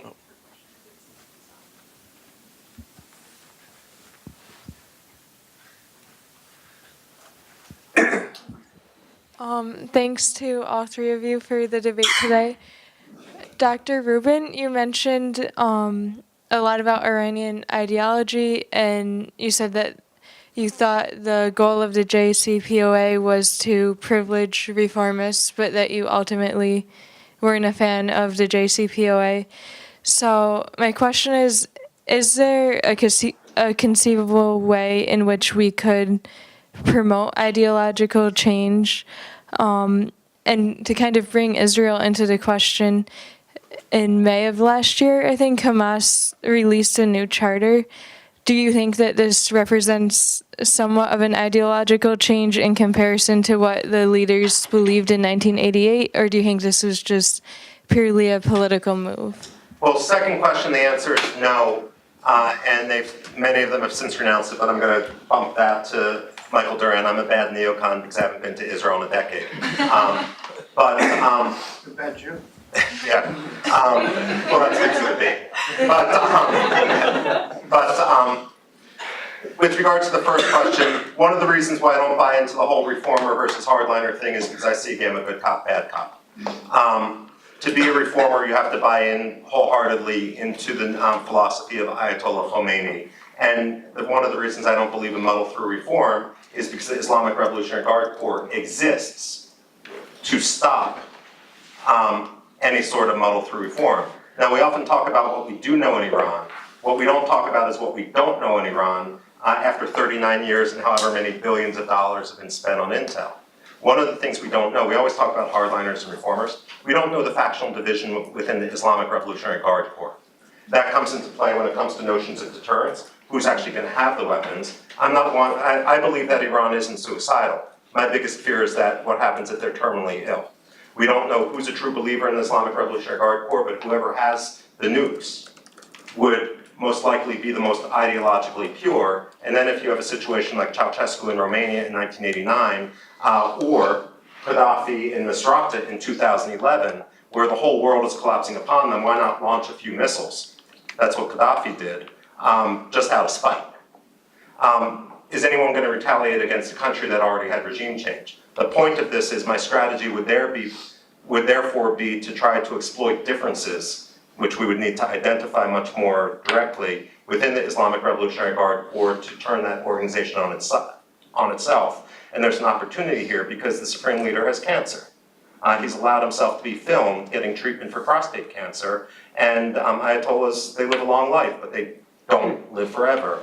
There's nothing in the Iranian constitution which says that the supreme leader has to be one individual person.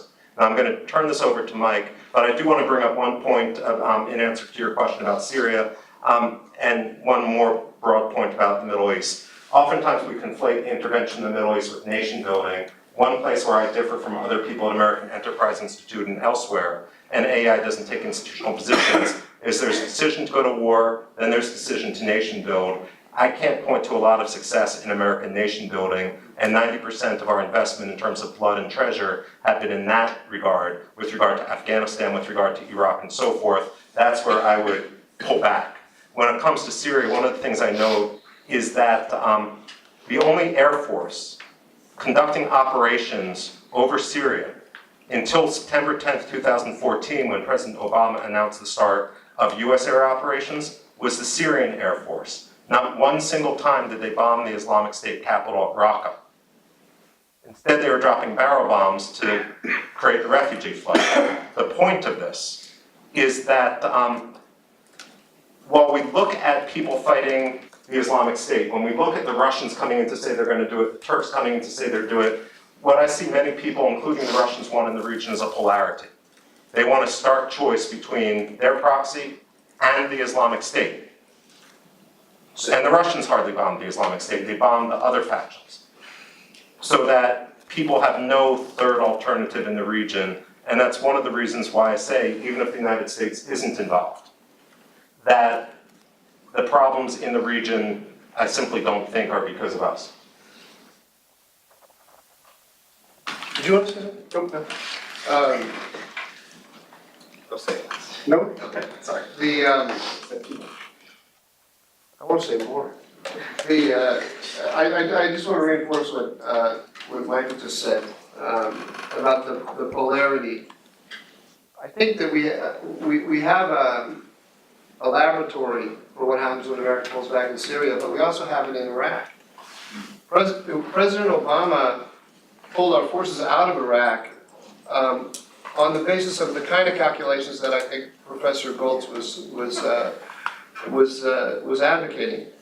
And what happened was the Iranian proxies rose within the Iraqi system. They didn't totally take it over, but their influence rose greatly. And there was a polarization between Sunnis and Shiites in Iraq, and the Islamic State took over. And we had to go in and take out the Islamic State in Iraq, and in doing so, worked as the Air Force of the Iranian proxies in Iraq. So we've been exercising our military power in the region in a way that has greatly benefited the Iranians and the Russians. It doesn't make any sense to me. With regard to Hamas, I have a very stark view of this, and that is that I don't think Hamas has changed at all. I think they're playing a game. Basically the line, I think it's a propaganda line, and it's a very effective one for them. The line is, we Hamas, won't stand in the way of the Palestinian Authority or Fatah making a deal with the Israelis, whereby the Israelis will pull back to the 67 lines. So, in other words, if Israel is going to withdraw all the way to the 67 lines, we won't get in the way.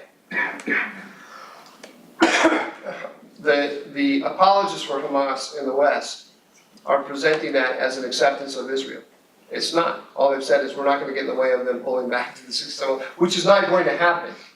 And why do they take this line? Because it sounds as if they're softening on Israel.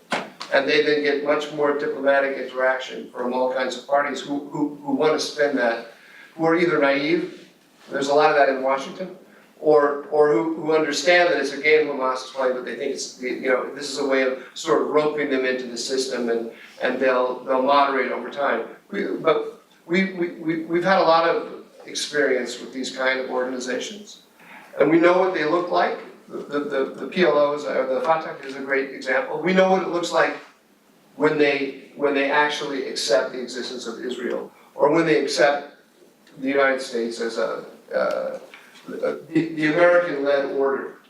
We know what it looks like when they do, we know what it looks like when they don't. They haven't. And you know they have, you know they've really done it when you see the organization fighting, because there will be those in the organization that will be against that position. So when you see them really fighting with each other, seriously, and when I say fighting, I mean fighting, then you know that something real is going on. Otherwise, it's just a lot of noise. But I would say that a very significant segment of the foreign policy elite in Washington believes that Hamas has accepted the existence of Israel. It's quite shocking, actually. All right, thank you all for coming. Let's give it one last.